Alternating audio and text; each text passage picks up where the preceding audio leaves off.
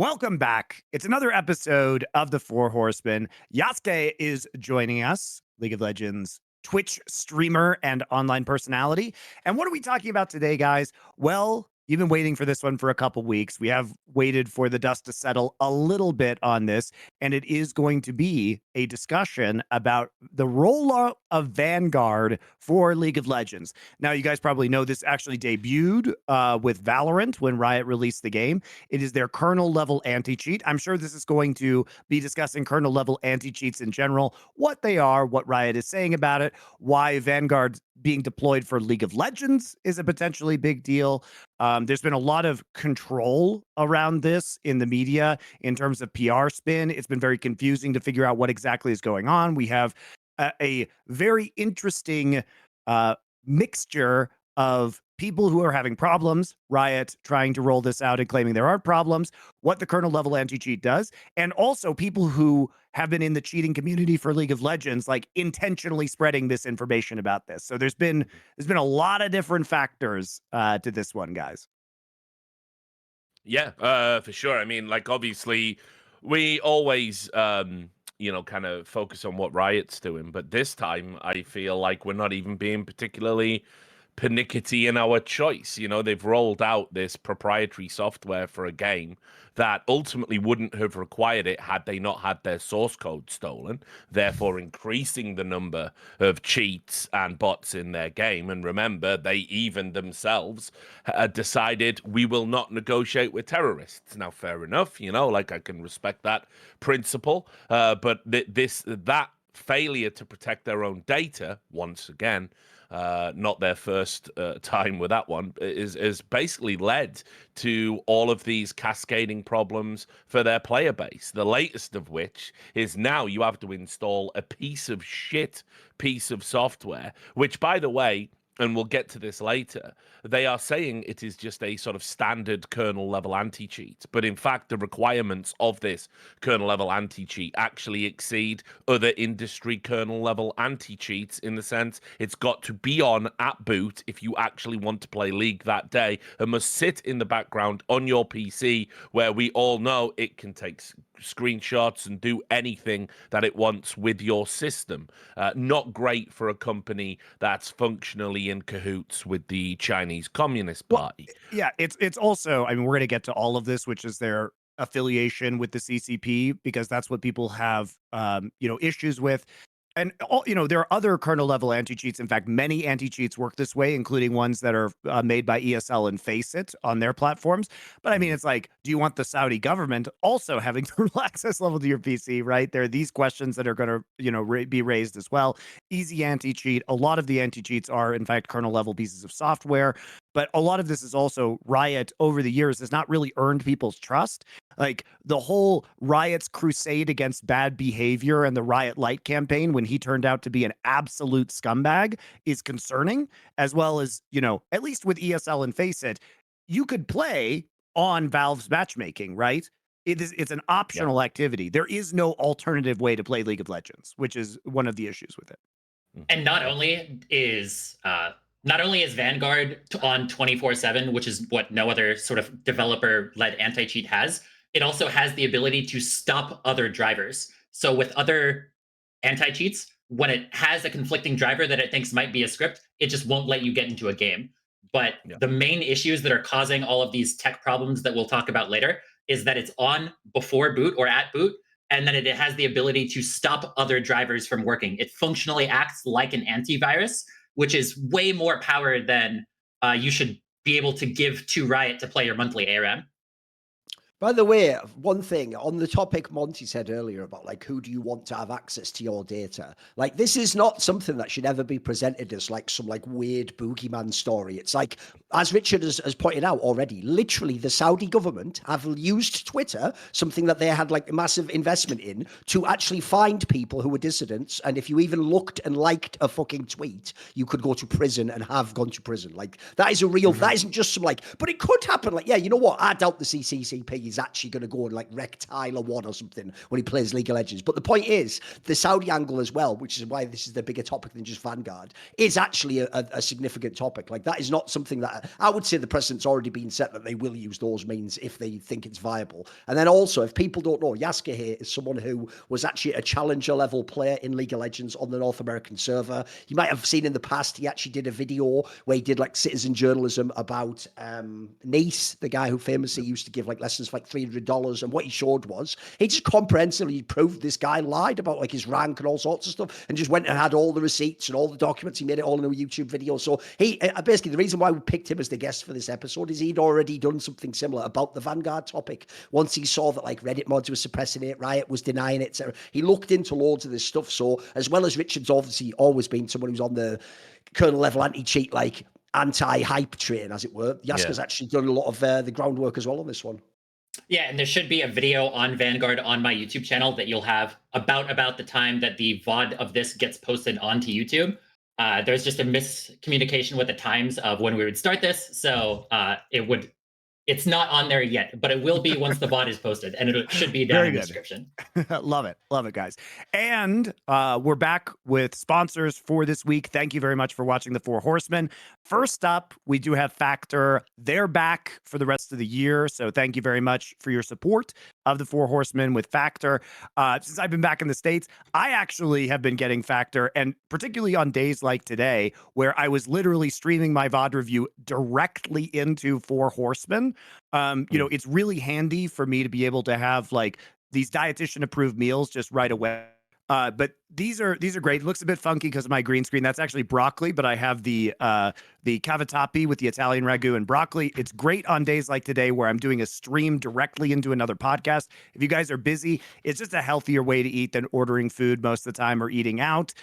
So it's great for times like this. Super good. They also have a lot of add-ons. I have a cinnamon horchata protein shake as well that got sent over in my box. So excellent stuff from Factor. Thank you very much. They have keto stuff. They have Protein Plus. They have Calorie Smart. You can kind of customize your options. 35 different options every week. So you can head to factormeals.com/horsemen50 and use code horsemen50 to get 50% off your first box plus 20% off your next month. That's code horsemen50 at factormeals.com/horsemen50 to get 50% off your first box plus 20% off your next box while your subscription is active. So thank you very much to Factor. What's sad is I've just done too many desks with Richard. I even know exactly what his brain was thinking there. But since it's related to the sponsor, I won't reference what the other don't worry about it. Just let that one go. Just another legendary ad read. We've done it again. It's all good. All right, so thank you guys. Let's get into it. So let's start off with Kernel-Level anti-cheats in general, because we're going to have to do a lot of introductory work here. So I'm going to ask the following question. Why are Kernel-Level anti-cheats necessary to stop cheaters in general? Yeah, so it's I'll let our expert do that one. Go on. Yeah, so it's just fundamentally the idea that if you have your sort of client-side anti-cheat, of the idea of you're going to catch it on somebody's machine, a script being ran. If you have it in the user space, then that makes it to where scripts can run at a higher level to where the client-side anti-cheat has no way of detecting it. So the idea is that it's an arms race, and if you put your anti-cheat on the kernel level, which is hypothetically the lowest level that you could get to, it makes it to where there's an even playing field and even battleground to where the anti-cheats can actually keep up with the cheats. Yasukeh, explain what Kernel-Level is as well for people, because we gotta start at the bare bones here. Yes. So there's multiple different levels of access that your computer has. Most programs run at the user base, which is where most things kind of happen. Is where programs work, and then you have layers of lower of like admin access, and then the lowest layer is the kernel layer. Which is even above admin access, to where it's essentially where a lot of the really intense stuff happens where your on your operating computer. system runs. Yes, where your operating system runs. There's actually technically a -0, which you can run cheats that are inside of Windows drivers, which is like a lower level, but that's not necessarily related to sort of the kernel level. And so it's where Windows and stuff operates, and it is it's a place to where when the cheats are running there, it's a lot harder to detect. You have anything to add on to that, Richard? No, it's a very succinct summary. The only thing I would add is that I will say that there's a lot of kind of misconceptions around just how effective kernel level anti-cheats actually are, Yes. and in fact, if you actually do even some sort of cursory Googling, you will find bypasses to these systems. And we had kernel level anti-cheats in the past. It's not exactly new tech, even though it's all the rage to talk about it now. We've had anti-cheats in CS that operate on the kernel level, and ultimately those have been bypassed, and we're talking a long time ago. So it's this. What I have noticed in the industry, a big change lately, is anti-cheat seems to be big business in the sense that it is worth talking about as a company, whereas the prescribed wisdom 10 years ago was you didn't talk about it. It was just something you did. You never mentioned it. It was there. You never published your numbers, your findings, your thoughts, your methods, because doing so might give cheaters an advantage. So they never talked about it. You fast forward now, you've got for the last few years, Ubisoft with Rainbow Six. They announce changes in development to their anti-cheat at their major events. They bring out the developer onto the desk to talk about it. And so we're in a very different field. But with that, obviously, comes the reality of if you're using, kernel level as a marketing label, then obviously people are going to lie about its capabilities and its weaknesses because you want to make it sound amazing. And it's my belief that Riot is certainly guilty of that. Yes, All right. absolutely. One of the biggest examples that you could give, which will go into like kind of dissecting the dev post that they made when they were originally instituting Vanguard, they talked about how they manually audited challenger games at a regular cadence. Yet there were scripters who were unapologetically scripting at high challenger levels who were unbanned for a year and a half, and grandmasters plus players who had 3 years of not getting any permabans. And so And I think this is also something that you can talk to specifically, Yasukeh, as somebody who is a very high elo player, is like, how hard do you think it would be to manually police the high elo ladder on servers? Because basically the argument when Riot made a blog post, which we'll put below, called, it was like /dev Vanguard and LOL, talking about Vanguard coming to League, is that high elo was having a significant uptick in terms of scripters and other cheaters. And so for you, how hard do you think it would be for Riot to actually just manually review high elo, which would probably remove many of these problems? So before I get into that, there's a big misconception that Riot does like to play into, is the idea that the data breach had a significant impact in the amount of scripting that was present. As somebody who's playing in these Grandmasters Challenger games, the uptick in scripting to where you would see them at a very high rate happened in 2021, 2022, before any data breach happened. And it's really convenient that they're playing into the idea that, oh, we have to do this because the data breach was there. And to directly answer your question, there are not many games that are going on in Challenger. And you even have pro players, you even have high elo players reporting these people directly. And you can have direct sources to Riot to where they don't need to look at every single game. You could legitimately have a single person monitoring high elo. Like there's been times where Vigar V2, a league creator, He's a Cloud9 analyst, by the way. He works with Cloud9, the professional team. Yes, he'll just post threads of everybody who's like very blatantly, unapologetically scripting, and all you would have to do is have somebody at Riot look at his tweet threads and then ban those people. It's not a very complicated thing to monitor high elo, but they've let the problem fester.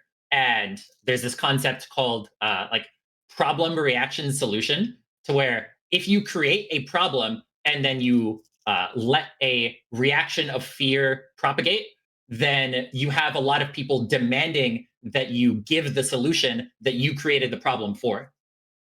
Yeah, by the way, two things to say. One is if people don't know, you can go watch, there was a Sven clip the other day. There are still like 25-minute queues on the NA solo queue. So it's not like they're playing a million games like Korean solo queue. And There's then like also, one or two challenger games happening at any given point in time.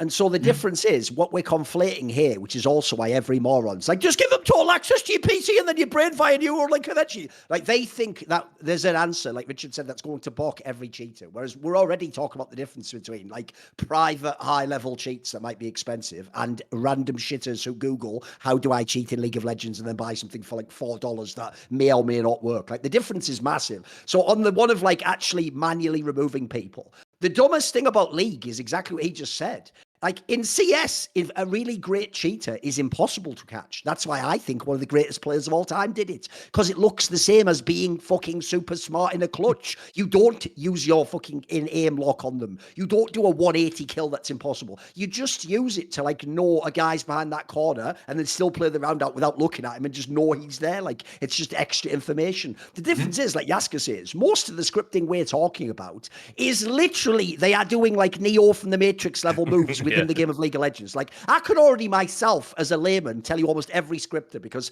the joke of League of Legends is it's actually an incredibly hard game to be super smooth mechanically in. Even mega stud people like Chovy and Jackie Love often like miss an auto, don't perfectly like go from one ability to another. They make basic mistakes. So when you see some of the people that are just on NA solo queue, like he's saying, where like the most famous example ever was that one on Korean solo queue back in the day where Faker actually played against a guy who was on Carthus who was scripting, and the guy essentially just never ever missed a single Carthus queue ever.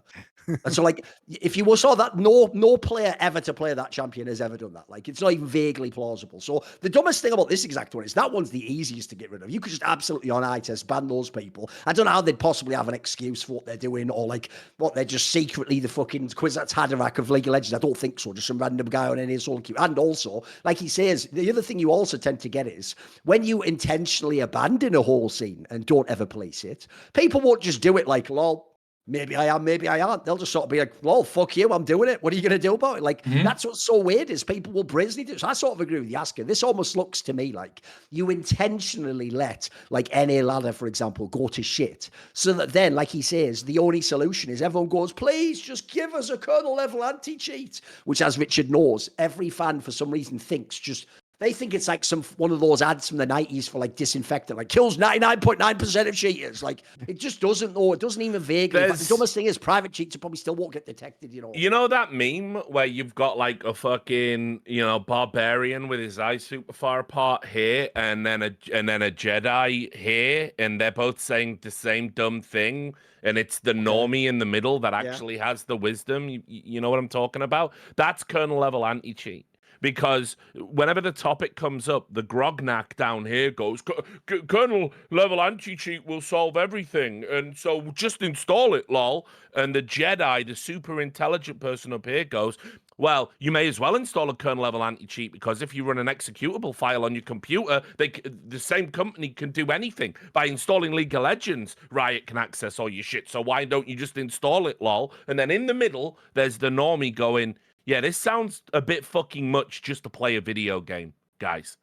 Like, total real-time access to my computer all the time, regardless of whether or not I'm playing your game. No. Anyone that agrees to that just to play shitty 2009 Babby's first MOBA is a deeply unserious person. Let's just fucking set the table correctly. It's also, Richard, that, obviously the people on this show are going to be more concerned about this than other people because, for example, I have been the subject of Riot investigations, and I don't know, had this existed back in the day, if they would have used this to surveil me or not. Well, I mean, put it this way.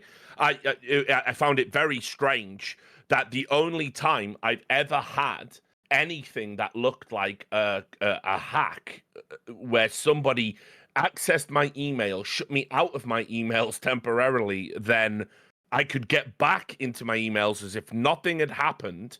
The computer I was on, like, gone, shut down. I couldn't get on it.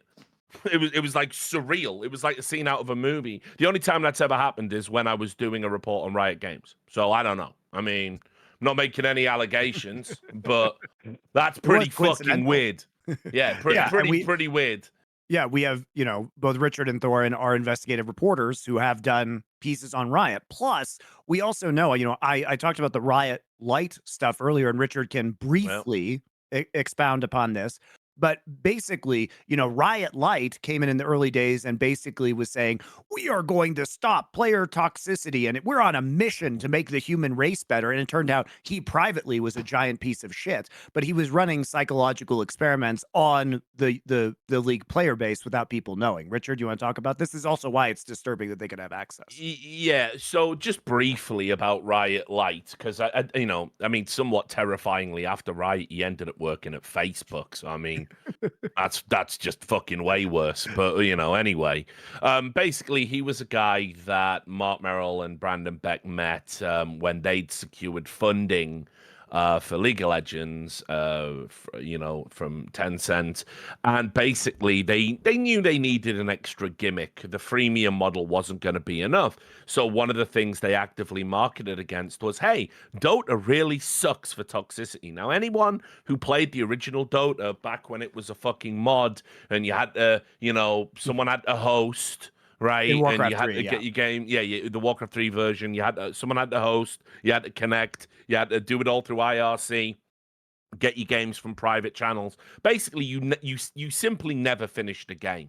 If the host died 3 times and couldn't get back in the game, they'd just disconnect. The game was over for anyone. People used to rage quit all the time. You had to ban people. So League of Legends actively marketed their game as being an antidote to toxicity, and so they went very hard into the idea of having somebody create systems and models within the game that would stop some of these negative behaviors. And the reason anyone uses the word toxicity now in our industry is because of Riot. They went on a massive tour. They went through all the game's development stuff. Light got up there and explained what toxicity is. Now, by the way, I have no problem with the original model. It's just that, like everything on the internet, morons saw this word being used and then use it out of context, divorced from its original meaning, and we're just stuck in it's just a buzzword. It's just a meaningless, empty buzzword now. But he explained toxicity as a principle of, basically, if you encounter someone behaving negatively over time, you'll behave negatively because you get fed up with it. And so, like toxicity, it spreads through the server,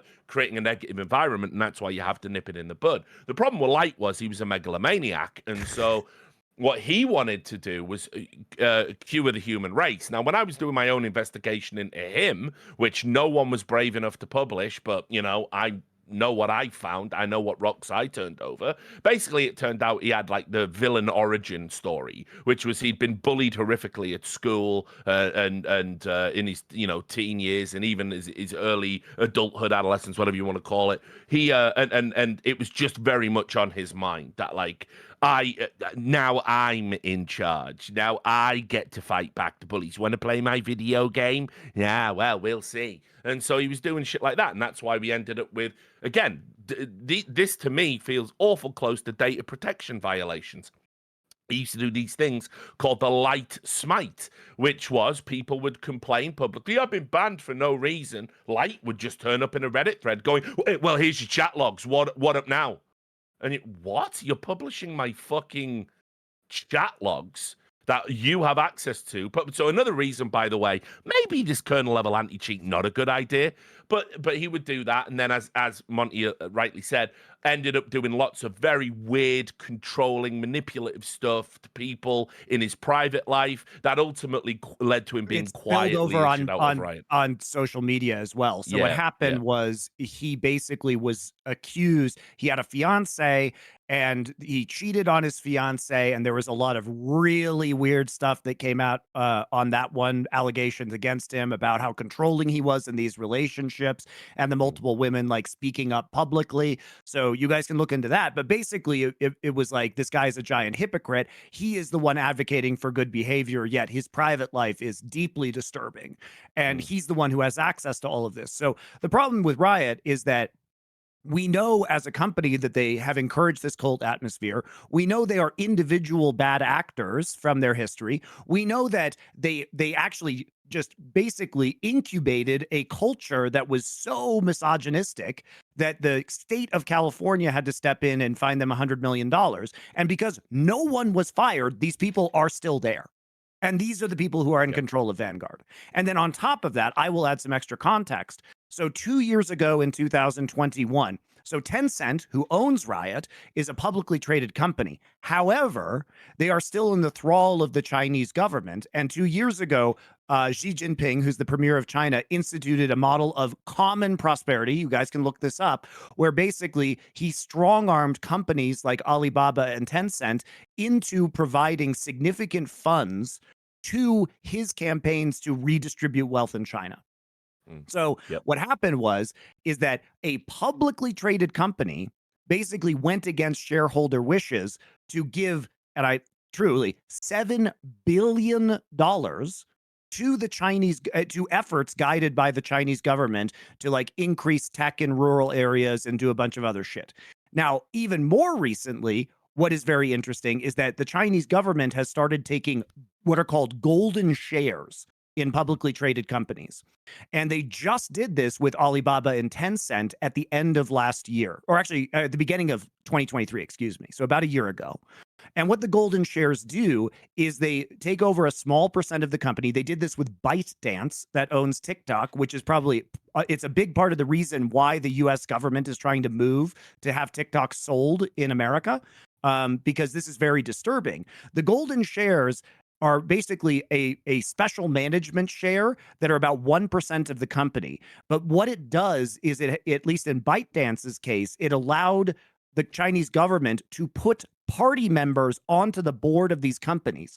And while they can technically be outvoted, for example, in ByteDance's case, the party member that's on ByteDance's board was given special authority to dictate the content guidelines of the version of TikTok in China. So basically, it allowed the Chinese party to directly control the content policies of the Chinese iteration of TikTok. Yep. So this is all really important because Tencent owns Riot, and we don't actually know, what the effects of these golden shares are going to be. It's clear they have a lot of control over the company and where this data is potentially going. Yes, Yasukeh?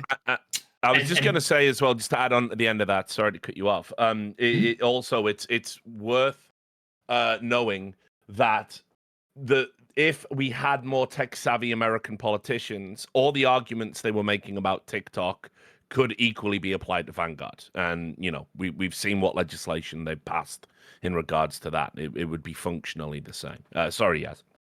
No, you're good. And to talk about sort of Chinese policies and Chinese laws, there is the National Intelligence Law of China, where essentially Riot, through Tencent, Chinese-owned company, at any point, the Chinese government can ask for basically any data they want from Riot, and they are legally obligated to lie about it. So Riot has to lie about the capabilities of Vanguard and what it does and what type of data is being scoured from Vanguard, because they would be violating Chinese law, and then they would be violating US and GDPR laws if they were actually honest about this. What's brilliant about that, of course, is that's just their version of that bullshit from every Hollywood movie of like, it's a national security concern. Just don't tell anyone about that. So, like, that's obviously something that exists anyway. No, the other thing as well is this. Here's the most obvious reason why Riot are just fucking cretins when it comes to this topic. Because do you know what would be a really great guide as to whether I could trust them with kernel-level access to my PC? How they responded to problems with the kernel-level access to my PC that they got. So if they, for example, repeatedly lied and gaslit everyone that nobody's PC was having a problem as a result of this particular kernel-level anti-cheat, and then in collaboration with Reddit mods, just suppressed all discussion of the topic and outright deleted hundreds and hundreds of comments or banned people, etc., then at that point in time, I wouldn't really be sort of inclined to trust these people, because at the end of the day, if I'm giving them the most important access to my PC, trust would be an essential component of that relationship. As Richard said, the fact I get to play bad Dota isn't really enough of a fucking upsell for me. And it's important to not differentiate the anti-cheat team at Riot from other teams at Riot, because they all act like a monolith. The same behaviors that you see on the esports side, if you only follow the esport, is the same stuff that happens in the game, is the same stuff that happens with the balance, is the same stuff that happens with the anti-cheat. There is no differentiation. So with the consistent behavior that Riot has to lie and manipulate about the way that they show the perception of things, it's really hard to justify giving Riot this kind of access.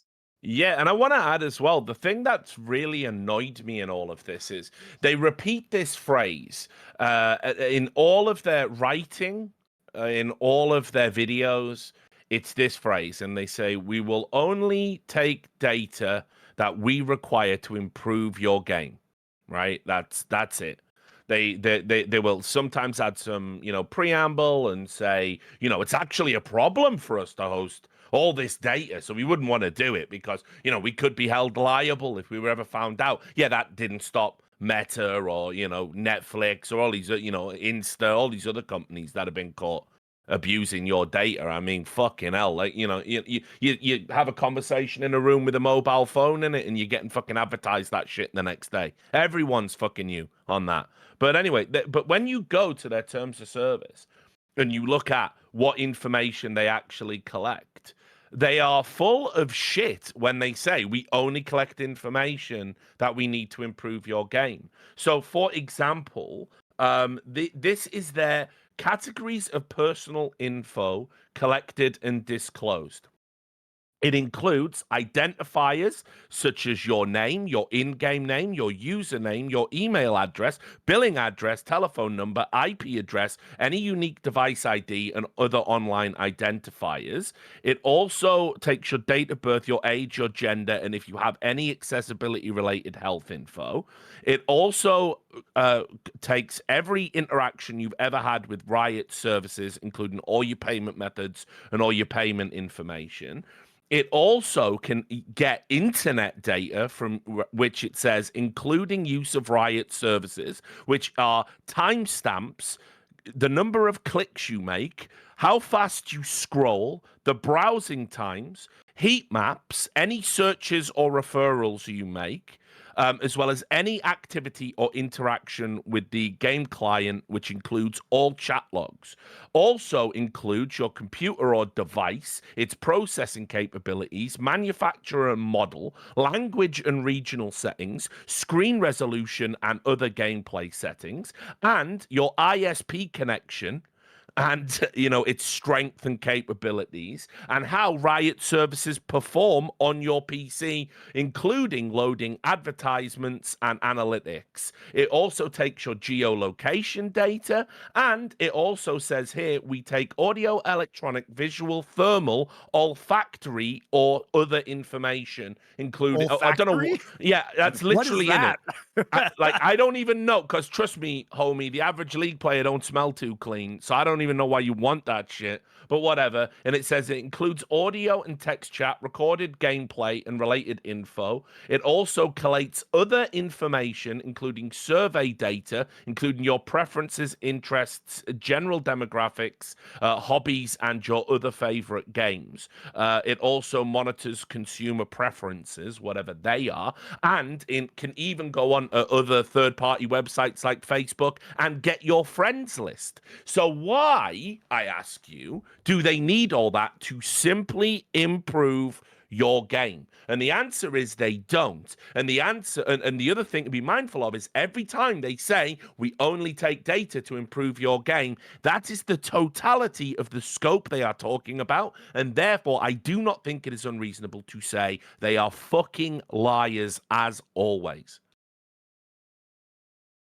Yeah, so when they say that they're not taking any more data than they used to, they're already taking everything. So what else is there left to take? Yeah, exactly. By the way, that was also one of the most annoying things about the discourse around this is I've noticed there's a type of person online who has no point of their own. All they do is just go, if I was to take some sort of really contrived devil's advocate position, I might seem like I had a unique take. And so the unique take is the classic celebration paradox, isn't it? Which goes, it isn't happening. If it was happening, then it'd be like this. Oh, but it actually is happening. It was always happening. And it's a good thing that's happening. So it's like, well, which is it then? Which is it? Because that's what they keep doing. I know it triggers you, Richard, where it's like, well, they've always had access to everything. It's like, Yep. well, then that sounds really bad. We should probably get rid of it. No, but they did, so then there's no problem now, isn't it? It's like, it's such a weird way of framing it, because I don't understand. I still don't get for real what their point is. Like, are they against it or not? Because that sounds like they're against it. But the bottom line tell us is it's good. It's the motherlode if you're League of Legends, because ultimately you have a bunch of socially inept, typically teenagers. I'll say typically socially inept as well. I have met some people in League that are capable of socializing, not many. But you know, and all they want to do is just play the game. And they don't care what barrier to entry you put there. They're going through the door anyway. And and this is the thing a lot of games developers are increasingly aware of, that you can get away with things. And this is why, but this is a broader topic. We'll dial back into the specificity of Vanguard in a moment, no doubt. But this is what all games companies are doing right now. What will you tolerate just to have your little dopamine dosage that they eke out to you like it's One Flew Over the Cuckoo's Nest, right? And it turns out the average player will put up with anything. They'll put up with broken games. They'll put up with bullshit fucking multi-layers of pre-order. They'll put up with people paying more to get early access. They'll put up with pay to win. Sorry, I'm being called on phone that I didn't even know was on. Sorry, that's I was like, what the fuck is that? I'm in the middle of a rant here. So that's one of my burner phones. That's like the source desperately trying to contact me. Or Riot have got my number. Who knows? Anyway.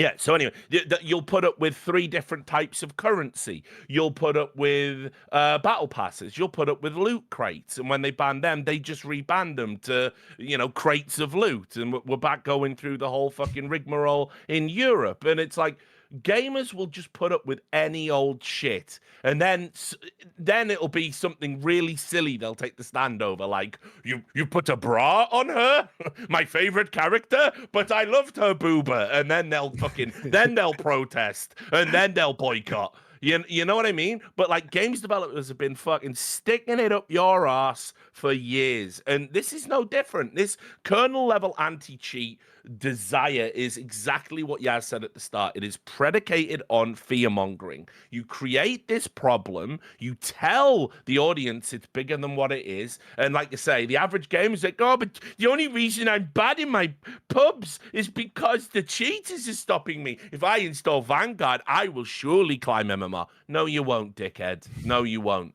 Right? It's all in your mind. The average, particularly in League, I don't even buy their own numbers. Like they said, 1 in 15 games as a scripter. Like yeah, I don't even know how accurate that is. Yeah. Let's talk about Riot's claims about why Vanguard was necessary, because remember, it was already on Valorant, and when Valorant was released, it was causing issues with people's PCs at that time as well. So we'll go into that, because the requirements to even kind of run the game require BIOS changes, which is interesting, and also we'll get into it. But basically, Riot made the claim that it says, I'm reading their post, which is their /dev post. In recent months, as many as 1 in 15 games globally has had a scripter or botter in it. But in some regions, this number is as high as 1 in 5. Cheating isn't really region specific. Cheaters just go wherever cheating is easiest. In Eastern countries, we see higher rates of scripting because they're getting spillover from cheaters in China and Korea, both of which have region exclusive anti-cheats and, more important, identity requirements for gaming from their regional government. Now, I'm going to add an aside here. It is those region-specific anti-cheats to Korea, which people suspect was also causing the DDoSing of T1 recently, hilariously. Correct. And the reason probably why Riot wasn't fucking doing anything about it was because they knew they were going to roll out Vanguard globally, and the problem would go away once they did that. That's my aside right there. Also, when it says identity requirements, you are required to have a Korean social security number to create a League of Legends account in Korea. And it's also something to note that the Chinese anti-cheat ACE is not a kernel-level anti-cheat, and Riot themselves have said that it is more effective than anything that they have done. By the way, I'll also, for comedic reasons, never be able to get over, unironically, naming a fucking anti-cheat by a company solely owned by China who has to fund the CCP fucking Vanguard. That is so mental and off base, it is insane. It just shows what a complete fake world esports is. Like, that's not even an issue. By the way, when we just called our fucking company Last Free Nation, people act like it's called like the last Reich of Germany in the 40s. Like, we just called it Last Free Nation. Association, people act like that's weird. It's just cool to call your shit Vanguard. Like, look up what a Vanguard party is, guys, and the Communist Party, etc. Just look up what that term means. Like, Also, by the way, you know, at this point in time, you are actively associating the name with people who like murder people. Like, this is how mad fucking League of Legends is, mate. Because what's insane is it's Riot that are the douchebags, but they like gaslight everyone else that we're corrupt and must like fucking like do what they say to be healed of all our evil. Like, they're the ones who fucking do all this shit, man. No one bats an eyelid. you're not even mentioning the fact that they called them Riot Games, yet are one of the least chaotic, most authoritarian companies out there. So they're just Big Brother. They're nothing to do with riots. Like, it's just a misnomer, right? It makes it sound like it's some kind of crazy anarchist paradise, but it's not. It is completely top-down, authoritarian, owned by Tencent, which is manipulated actively by the Chinese government, quite obviously and publicly. And their logo and intro is punching you in the face. And people love Perfect. it. They cheer for it. Yeah, they really do. Yeah, I mean, you know, it's like I say. Look, I have a degree of sympathy here because the one thing I'll never do is I'll never denigrate anyone for using what limited free time our current civilization affords us to do whatever it is the fuck you want, right? And it's like I say, it either matters or it doesn't. You know, people go like, you know, it's like all them thick-necked truckers who are watching ESPN and they're watching a hockey game, and then they go, watching people play video games? Like, this is mad. Why don't they just play them? Why aren't you playing hockey, dickhead? Like, what the fuck are you talking about right now? You sound like, you know, educationally subnormal. So anyway, like, it's fine. Just whatever you want to do. And cheaters rob you of your time, right? That is where I have the sympathy. Cheaters rob you of your time. Your time is valuable. I get it.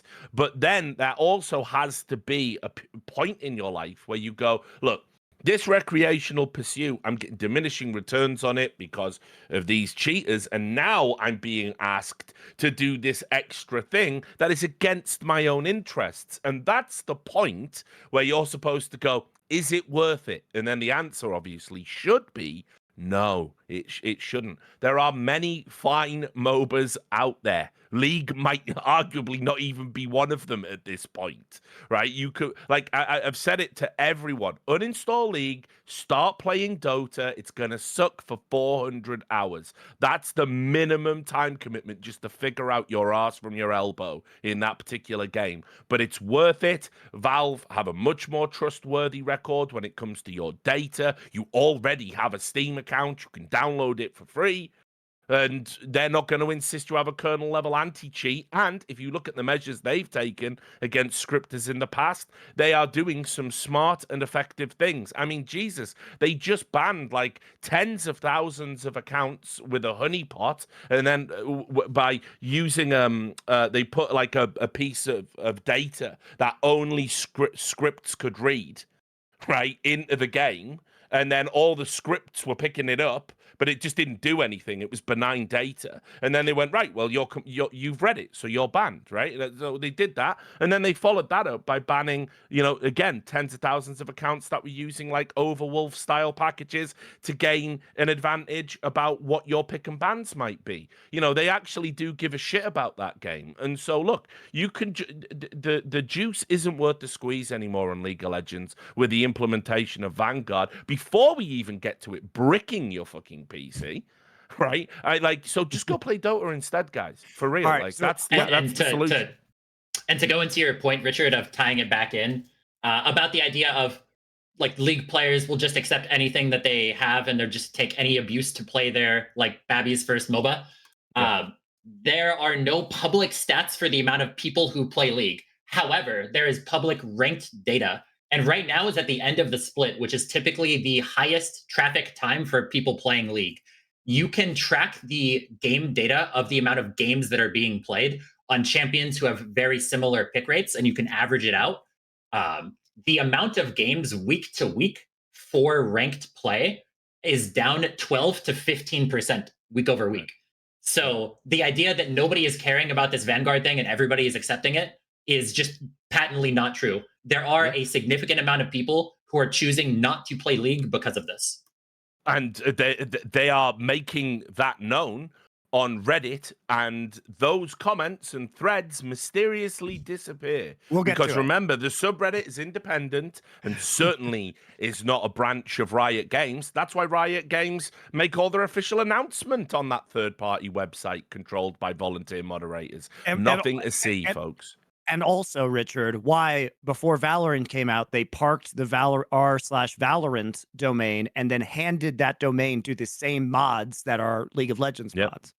Which, by the way, the way that they talk about that is that, oh, you can look at the person who created the subreddit, and it's not us, it's not me. Therefore, like, you're lying about this. But the thing is that the Riot person created it and then gave it over to them before this. So, like, the way that they're characterizing it is like, actually, technically, like, we didn't create it, and that, like, that's begging the question. That's like completely missing the point of what's actually being said. So let's talk about the rollout, because this was very interesting. Now, there were many problems when Valorant was released with people, having to change BIOS. And so effectively the rollout happens, and we get into a situation where it seems like there is legitimately some of the cheaters who are trying to create fake information in order to put pressure on Riot. I think it's probably fair to say that some level of, the claims that were made against Riot were people who are, aggressively using PR, who were selling cheats. They have a financial stake in the cheats continuing to operate in the same way that they were previously. And so, that is something that Riot has pointed to. And there probably is a level of that is happening.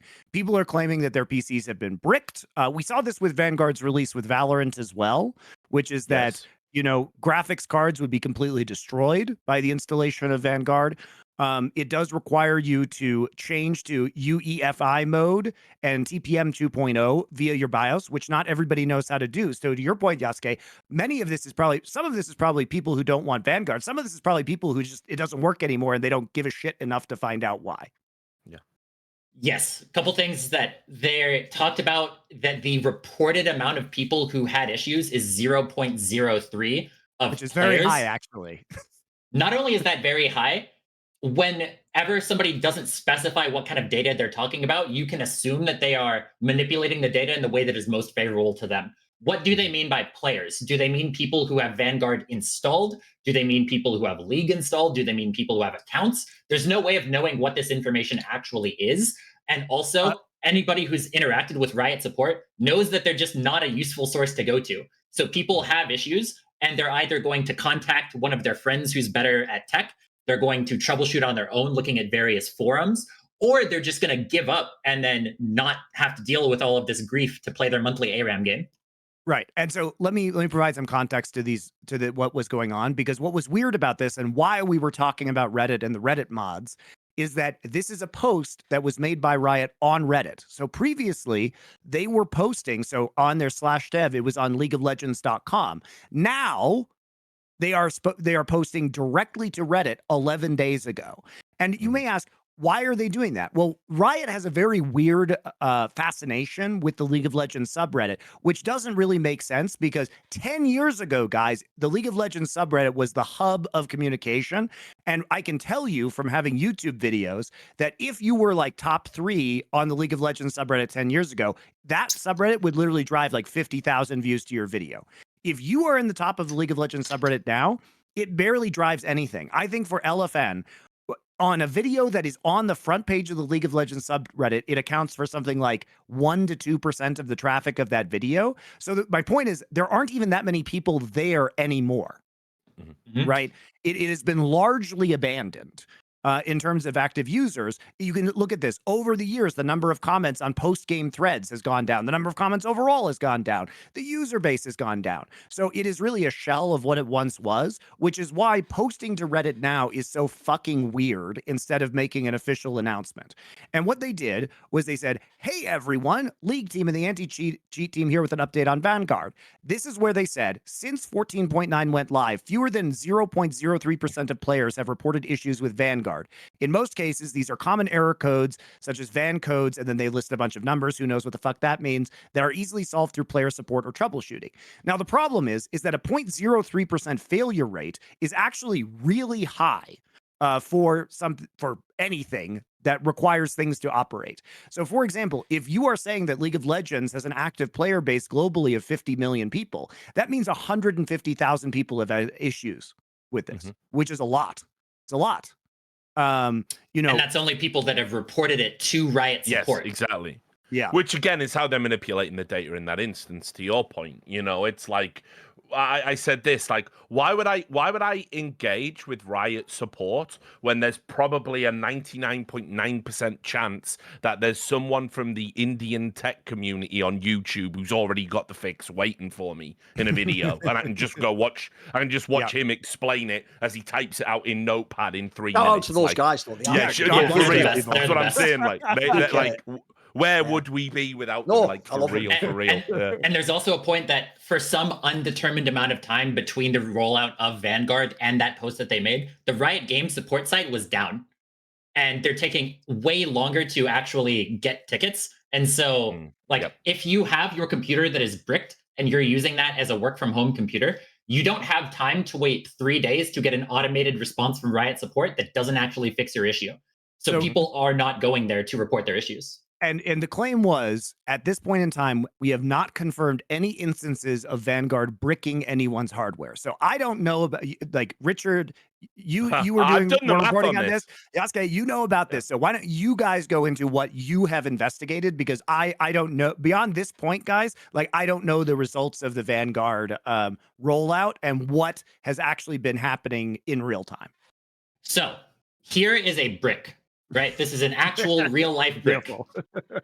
This brick right here has silicone in it. And if I refine this silicone and then I do some voodoo magic rituals, I can get this to become a computer chip. Bricked does not mean that something is unusable beyond repair. Bricked just means that something is being rendered unusable, not unfixable. So if a computer gets to the point to where it cannot gain power, like a laptop that you plug it in and no power is being drawn to it, or you are unable to boot the load screen, that is just by definition a bricked computer. Yep. And there are many instances of people that not only of there's a situation that they had to address with LS, because LS, noted League content creator, he had 2 computers that were bricked, and Riot's sort of explanation for this that seems to be correct is that he was on Windows 11 and he had some software. He had some settings of some settings in his BIOS that were not configured properly, and that because they weren't configured properly and Vanguard still ran, then all of a sudden it led to those boot issues. Yeah, I think it was the TMP2 thing. I think. Yes, TMP2 and UEFI. And so, what's it called? A couple problems with this is that the software has the ability to determine if those settings are functional or are operatable, and Vanguard could detect if it was able to boot or if it had compatibility issues. And despite there being those compatibility issues, it still decided to install itself, and that is what caused all of these issues. So Riot is blaming LS, Riot is blaming the consumer for having the incorrect boot settings, even though Vanguard would have the ability to say, we can't install ourselves. And like they still just go about it anyway. Well, also, it just came in the form of a League of Legends patch, too. It wasn't, I think one of the more insidious parts of this was that it didn't come with like a warning. Like, they did PR about it, but if you're just the average person who isn't consuming, you know, Riot Games social media or their blog posts, this just comes in a patch. You could never know this was on your computer. Well, you could never know. Yeah, on the PBE, it was installing itself without giving you any notification. There was nothing that you did to say, I agree to install Vanguard, and it was installing itself. And this is after they delayed the release of Vanguard by 2 months. And they can't get most basic compatibility checks or notifications after 2 months of extra development time on the project.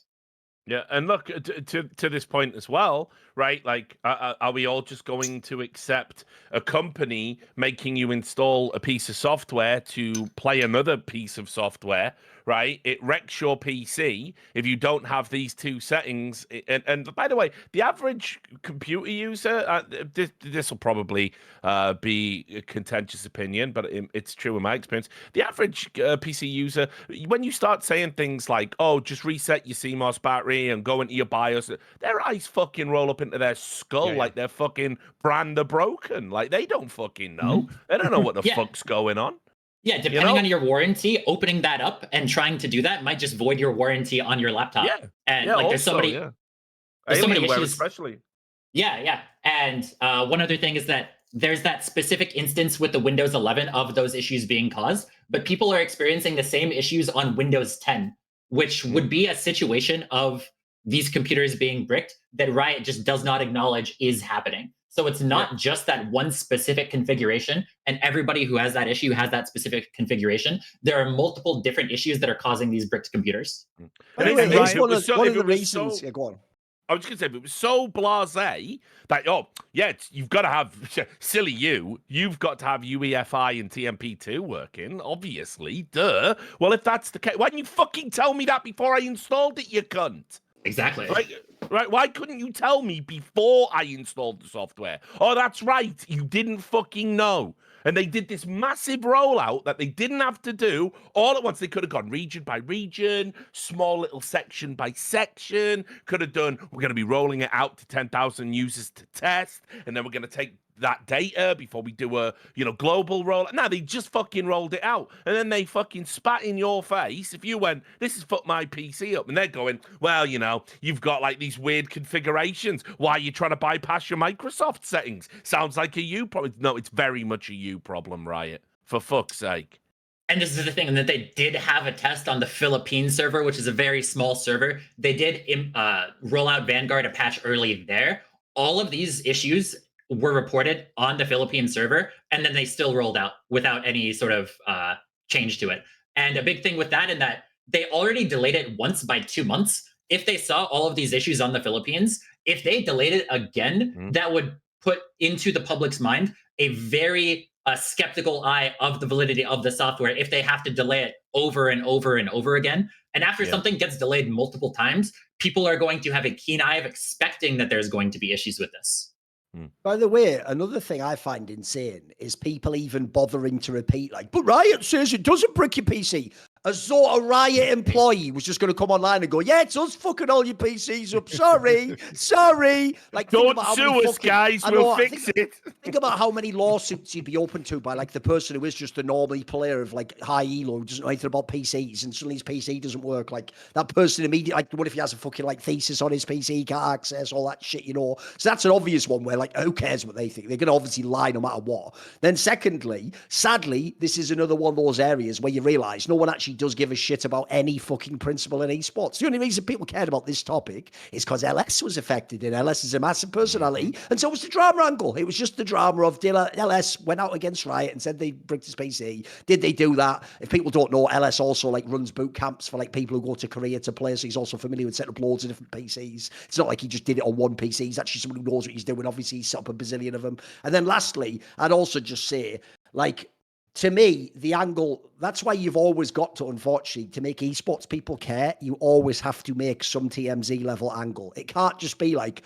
they could be stealing everything off your PC and ruining it. It has to be like, someone you like is affected. Like that somehow was like, oh my God, quickly, the Bannerman call to arms. Like, and then lastly, I'll just say this. The reason why this is obviously such an incredibly relevant topic is, let's just rewind to the beginning with all the people begging for a Kernel-Level anti-cheat. Right, let me just do the fucking scales of Anubis. Let me weigh up, right? So I really want to get rid of cheating. Now, I don't, because like Richard, when I play video games, I don't meet a cheater every other game. We know our life experience is invalid, but every shitheel that if I watched them for 5 minutes, I'd go, you're just terrible. They all know everyone's cheating. Weird how that always works, isn't it? So already, I don't think that I need a Kernel-Level anti-cheat. In fact, the joke is, in CS, I do pay for Faceit. I just play on Faceit. So I use theirs. I actually, believe it or not, trust theirs more than fucking anything from Riot. And then the other thing is, the obvious thing that would make it no longer tenable to have the anti-cheat would be it ruins my whole PC. Why is that not a big deal to anyone? Like, guess what? Being able to use my PC wasn't even like on my wish list. It was like the most basic requirement of a fucking functional anti-cheat. Like, yeah. And you're never going to... You almost couldn't fuck up worse than that. You just fucked my whole PC. You're right, I can't cheat anymore, but can't use a PC either, can I? So, basically, that's like some Stalin level shit. It's like, yeah, if you just put a bullet in a man's head, he can't commit crime anymore, Stalin. You're right, you got me on that one. Yeah, exactly. I don't know if that's the way we should run society. No game, no problem. Riot Games 2024. What was So my point? ridiculous. Yeah, so damn, I lost my point. I know All right, about That's all right, LS because or I've something got. about. Oh yeah. Oh, go on. Yep. So about LS. You're never going to hear about this from anybody who is an active league creator. Yep. I retired in August. I took a sabbatical out to a random homestead out in Oregon, and I just realized that having league and having the league player base have such a control over my life, I could not justify giving that control over to Riot and over to the league player base. I quit league in August, and that's the only reason that I am going to be talking about that. I probably would have talked about it regardless, but you're never going to hear about this from anybody who's an active league creator, active pro, because they have a direct financial incentive for you to keep playing the game. And so this has to be something that's just like completely blind to them. They can't acknowledge any issues that are present with Vanguard because it would directly tie with their financial incentives. And so the only people that are going to be talking about it is the Four Horsemen. Yeah, and Yasukeh, this is directly relevant to my experience today. So I was doing a VOD review today of MSI games. Across my channels, I had 3,000 concurrent viewers, and people were asking me, Monty, why don't you do co-streaming? And I said, I have no interest in doing co-streaming because the price is basically Riot runs a protection racket on you where they say, sure would be a shame if anything happened to your co-streaming privileges. Don't say anything bad about Riot. You know, don't poke the bear and you'll be just fine. And that's what all these, all the major content creators who are co-streamers. And I said, this is an unacceptable trade-off for me. Like, I'm not going to live my life this way. Plus, I like what I'm doing now, right? And one of the things that I'm doing is this show. And sometimes I have to criticize Riot because nobody else is out there. And you're right, this will be the only show. I mean, all the time. This is understatement of the year, right look, there. Look, guys, there is truth to the fact. You could make the counter argument. Oh, Monty, you make money out of criticizing Riot. True. That's just true. Okay, ends. Okay, ends. But What's your point? Yeah, these are valid criticisms that should be made of the company a lot of time. You can use your own mind to decide that or not. But this is probably the only piece of content alongside your video, Yasukeh, which we will link below as well, into this topic. And Richard's streaming and reporting on this. And you're not going to see it magnified because of the issues that Yasukeh said and the way that they control many of the creators within the space who depend on that access in order to make literally millions of dollars. Literally. Yeah, and look, just on this point as well, right? I've got a very special Discord. We call it the Rich Cord, and there's people who've got that, like, just, as I say, the good superpower when it comes to numbers. You dig? And so I had one of them do the math on Riot's claims because remember, LS had not one but two bricked PCs. He eventually repaired one, but the other was just completely fucked. It was a write-off. And so when Riot publicly say, by the way, that no one's PCs have been bricked, like, who's he? Does he not count? Like, what the fuck is this? Like, he's one of your content creators, Think about how long he's worked in the space. He's very publicly tweeted. Everyone's seen it. Right, except if you only look at the League of Legends subreddit, in which case it's been deleted repeatedly. And then Riot Games come out and say it hasn't happened. So anyway, they said only 0.03% of people were affected, right, in any negative way. And so that means, according to someone on my Discord, the chances of having two bricked PCs based on all the numbers they put out there is 0.0000006%. Yeah, 2 out of whatever 10 PCs or whatever LS has, right? Right. So isn't that incredible with that number that it just so happened to happen to one of the most prominent content Richard, creators it's just so in the unlucky space? when you think about it. It's just so unlucky. I almost feel sorry for Riot. It's just so statistically improbable. It's almost as if more PCs were actually being bricked than they're talking about. But it can't Richard, be. They'd never lie. Richard, that number, if he has 10 or 15 PCs having two bricked, sounds a lot more similar to Yasukeh's number of the decline in ranked player base of 12 to 15%. Weird. That seems like quite close. Yeah, and in Riot's own article, they talk about how 0.7% of the player base had that bypass that caused the LS bricked PC issue.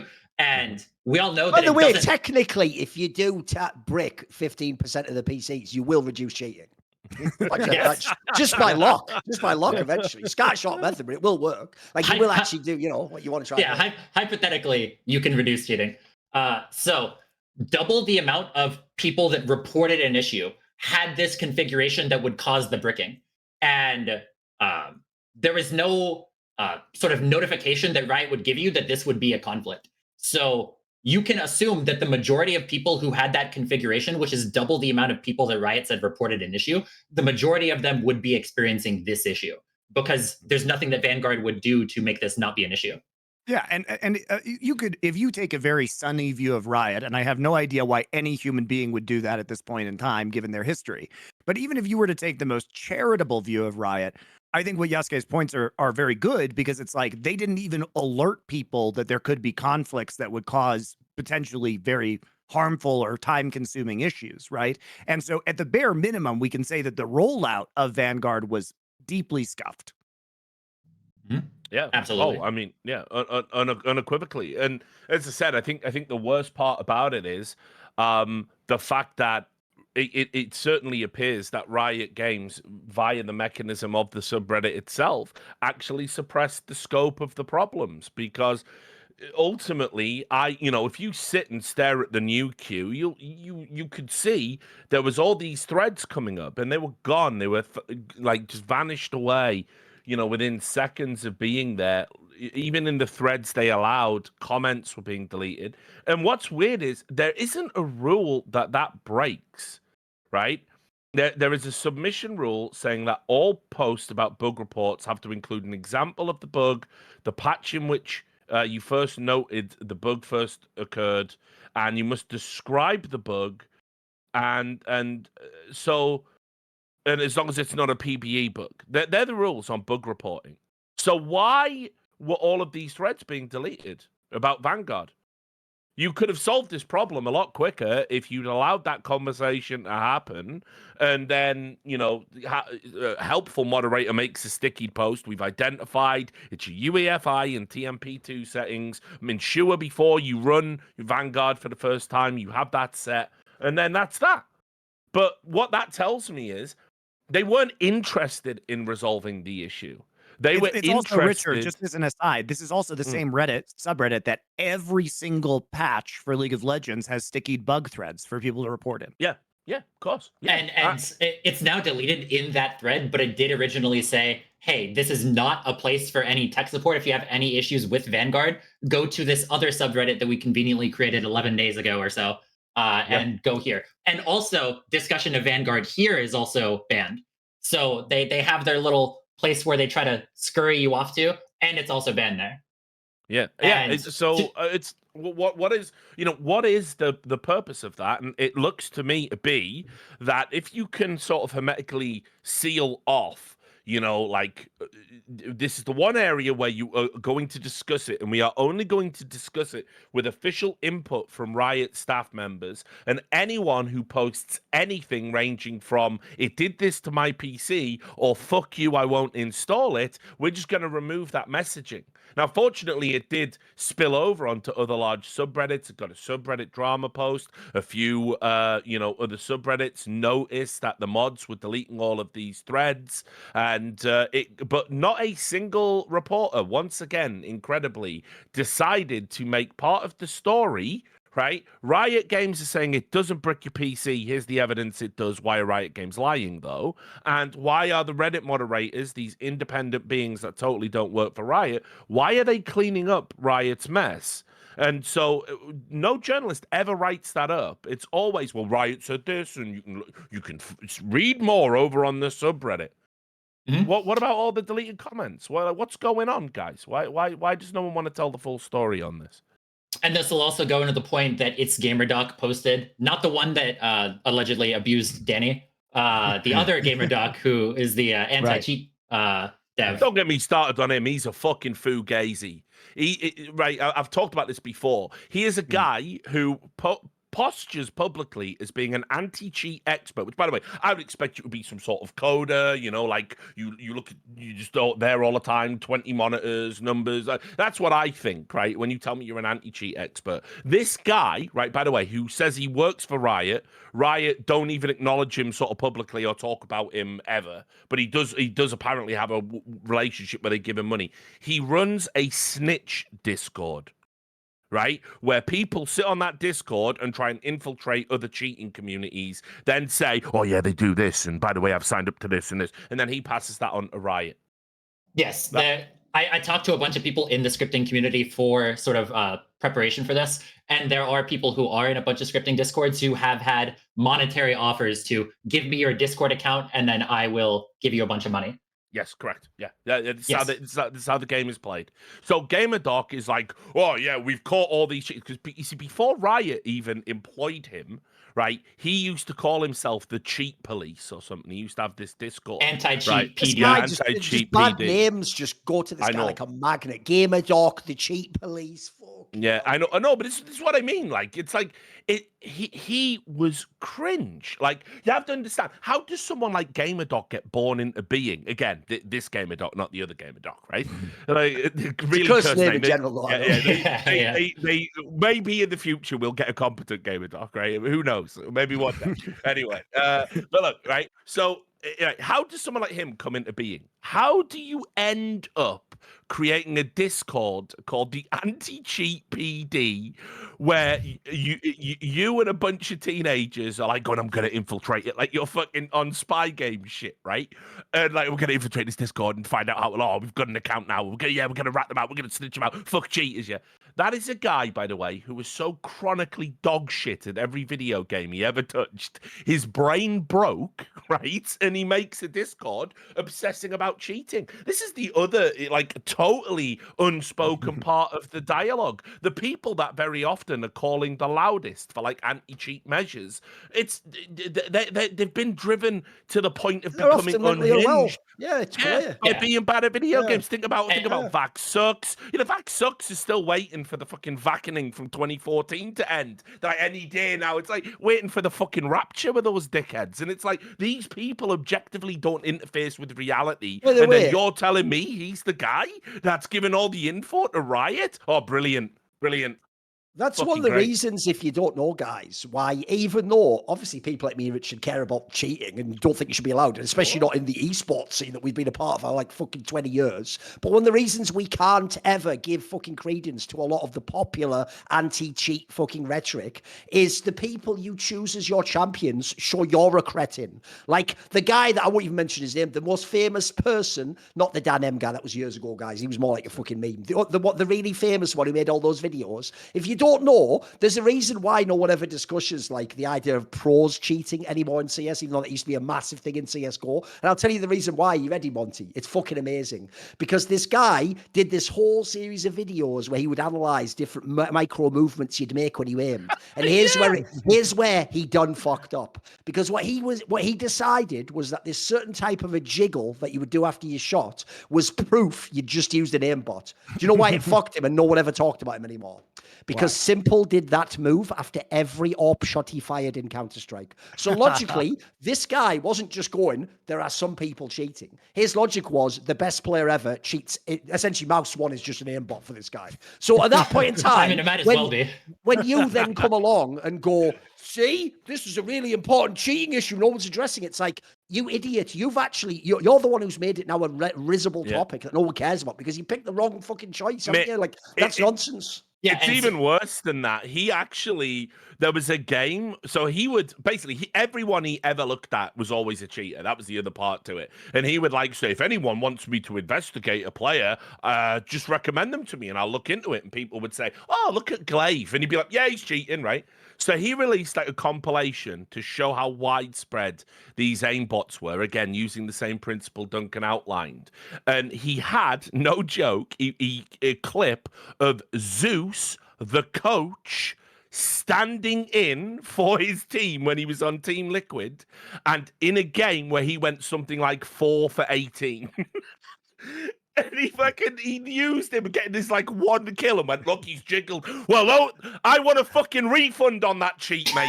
If I'm going 4 for 18, you silly bastard. What are you talking about? So yeah, I mean, that's the problem, unfortunately. A lot of the people that go down the cheating rabbit hole, you know, it's like anything. They're basically on some QAnon bullshit. Yeah, you know what I mean?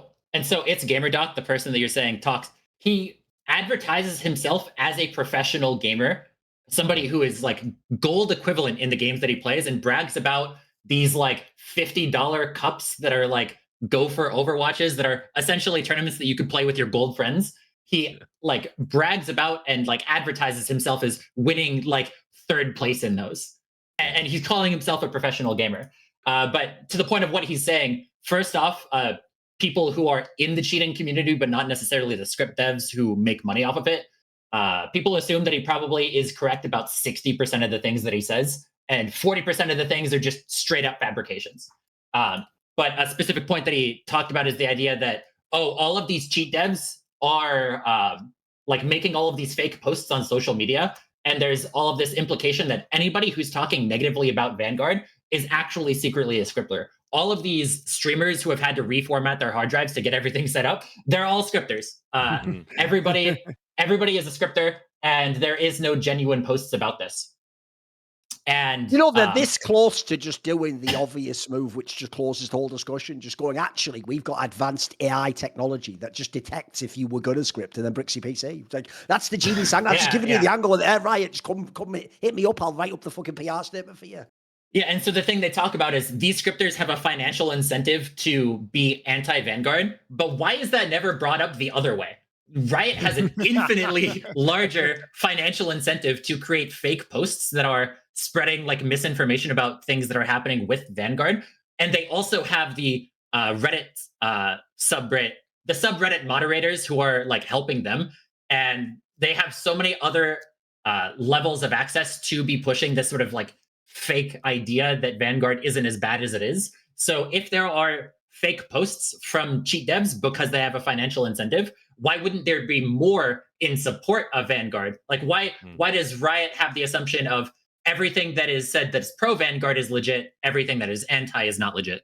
Right. And Yasukeh, to your point, just so you guys know, I mean, I can tell you this because I am told with some frequency by people within large companies that when a new product rollout comes out, that's when they actually pay people to literally make social media posts.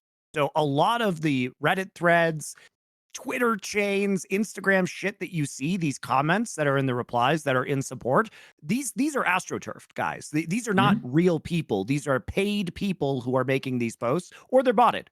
So at this point, this is just the reality of any contentious topic. You're going to have bots and like paid shills on both sides of any issue. Yeah, or any kind of new product rollout, right? Like this new thing is dropping. This is extremely common, and you should assume that most of the user comments that you're reading are not real.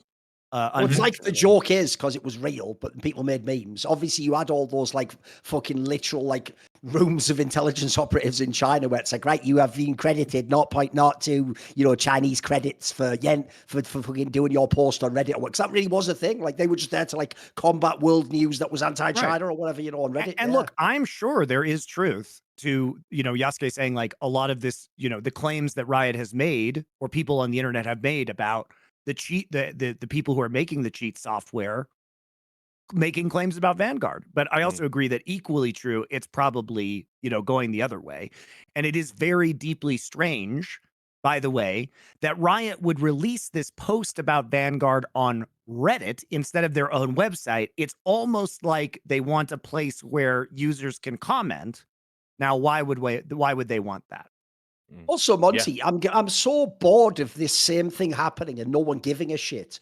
Why does Riot Games get to put all controversial decisions and topics onto Reddit where it is brutalized by arsehole mods instead of, I don't know, LOLesports.com, the website they created to be the hub for us all to find out about esports? So famously, the other examples, if you don't know, guys, are they just sometimes straight up have never publicly announced real pieces of info. Like, I think they never ever publicly announced, Monty, that EG got that fucking temporary sub for Danny. I think that essentially just doesn't, like, they didn't even have to memory hole. It just doesn't exist officially on record. It's just a fucking Reddit post from someone who isn't even the commissioner anymore. They've like, actually that deleted some my official mind. posts about disciplinary action as well. That's I'm pretty wild. sure from way back in the day. Yeah, I mean, and there's some dead links on Wikipedia. But it's quite untrustworthy behavior already in it. Yeah. So, and they talk about like they had their original forums that they could have been doing this stuff on for years. Like it was the general discussion forums, and they got rid of that, and they basically just said everybody go to Reddit. And like they functionally crowned Reddit as the official By forum. the way, think how insane this is, Yasukeh. So we're supposed to believe Riot Games has no sort of influence or pull or people inside Reddit. They just decided to hand over all discussion of their game to someone else's complete control. Now, all I'll say is, if you know Riot Games, does that seem like something they would do? You idiots. The joke is, that's how you know they're all fucking made men in that fucking sub. It's just game over. The idea they handed them that shit. There's no way. There's no way. They can't handle not having any crumb of control over to somebody else. They need all of the cake. So why would they give so much power over to them on the Reddit side? Like, why would they do that? I will say, though, to be fair, like, I don't want the Reddit mods that will all be watching, like, hi, Reagan Drake and all those other fucking terminal losers. By the way, when he says power there, don't get your fucking cardi on, like, no one made should have all this power. Like, we're just talking about deleting comments, you wanker. You're not doing anything special in the world. And by the way, here's another thing. Sadly, people won't know this because obviously you can't post that on Reddit because that's a paddling. Talking about paddling, that's a paddling. Like, obviously, so it is by definition an echo chamber that you can't get this info into. But when Richard says about people deleting posts, by the way, that's not like they delete the odd post. There've been sites for years now where you can actually go and view deleted Reddit comments. And what they would do, not just on this topic, on topics to do with Richard, for example, is they would go into threads. So I'm not exaggerating. A thread with like 1,000 comments in might just have like 300 comments just destroyed, like some straight fucking like Dresden shit. You like can't even see anything recognizable of a conversation. It's just gone, just all gone. And what's mad is they don't even just delete like the odd one, like a rude one. They would just do stuff like we're talking about. Like if you just broach the topic, you're gone instantly. And then people, look, I will say people are stupid. Then they make a new queue thing. Well, my thing was deleted. Well, that's going to be deleted. You're probably going to get banned. So if you ever know what sites we're talking about, it's not even some speculation, guys. You can go look up yourself. It's provable. They've done this so many times. And on this topic, they were mega deleting loads of shit. They even deleted the Riot guys' comments in the end. And they had the audacity to respond, well, I mean, if we're deleting all of the posts about Vanguard, show them to me. Where are they? Like, they're deleted. How can we show them to you? And it's also I love that game. Yeah, and it's also worth noting that Tencent does have a share in Reddit, and they also control Riot. There is a potential connection there. Yeah, I mean, look, I'll put it into context as well, because obviously, like, right, you know, look, there is a sliding scale of insanity on the moderation team, right? Like, there is like a tier list. Like, this probably doesn't apply to, you know, anyone that joined in, like, I don't know, the last 2 to 3 years. But there are people that are literally fucking insane on that subreddit, like engaging behavior that you wouldn't believe. Like, for instance, like Panko King is a name you've probably come across. He, by the way, is one of the most trigger happy moderators over there. He talks about me and my ban and all this shit all the time. He wasn't even there. He wasn't a mod when I got banned in 2015. He hadn't been indoctrinated. So he had to get indoctrinated, basically. He had to get indoctrinated into, why do we ban Richard Lewis's name? Why does he have to be called Voldemort? So he's pretty wild. But the really crazy ones are Reagan Drake, who said... an interview Duncan did with a woman's professional player about the differences in approach to esports for men and women. Reagan Drake said that was hate speech, and that Thorin should be prosecuted for it. So he's mentally ill. And then you've obviously got as well Kahootie, who sits at the top, and he is a fucking lunatic. This is like one of the manifesto writing. He's always on Theory of Reddit. Yes, how will we stop the tricky users from using... Dude, just fucking delete the comments and go jerk off and have a shower, for fuck's sake. Like, live your fucking life. This can't be fucking healthy for you at all. But anyway, he literally, right, accused the thread of being vote botted, right? And then deleted any comments of anyone disagreeing it, right? And I'll read you the comments because I want this on record, right? He said, since the downvote bots have hit this post, I'll compile some of the Riot replies to common questions here for the sake of visibility. So in other words, he took all of the Riot employees' comments, made it look like it was his own work, pinned it up there, said, here we go, there it is, right? And then somebody said, what downvote bots? And how do you know? And by the way, Reddit moderators don't have the tools. You can't tell if an upvote or a downvote is anything to do with botting. They simply get a graph.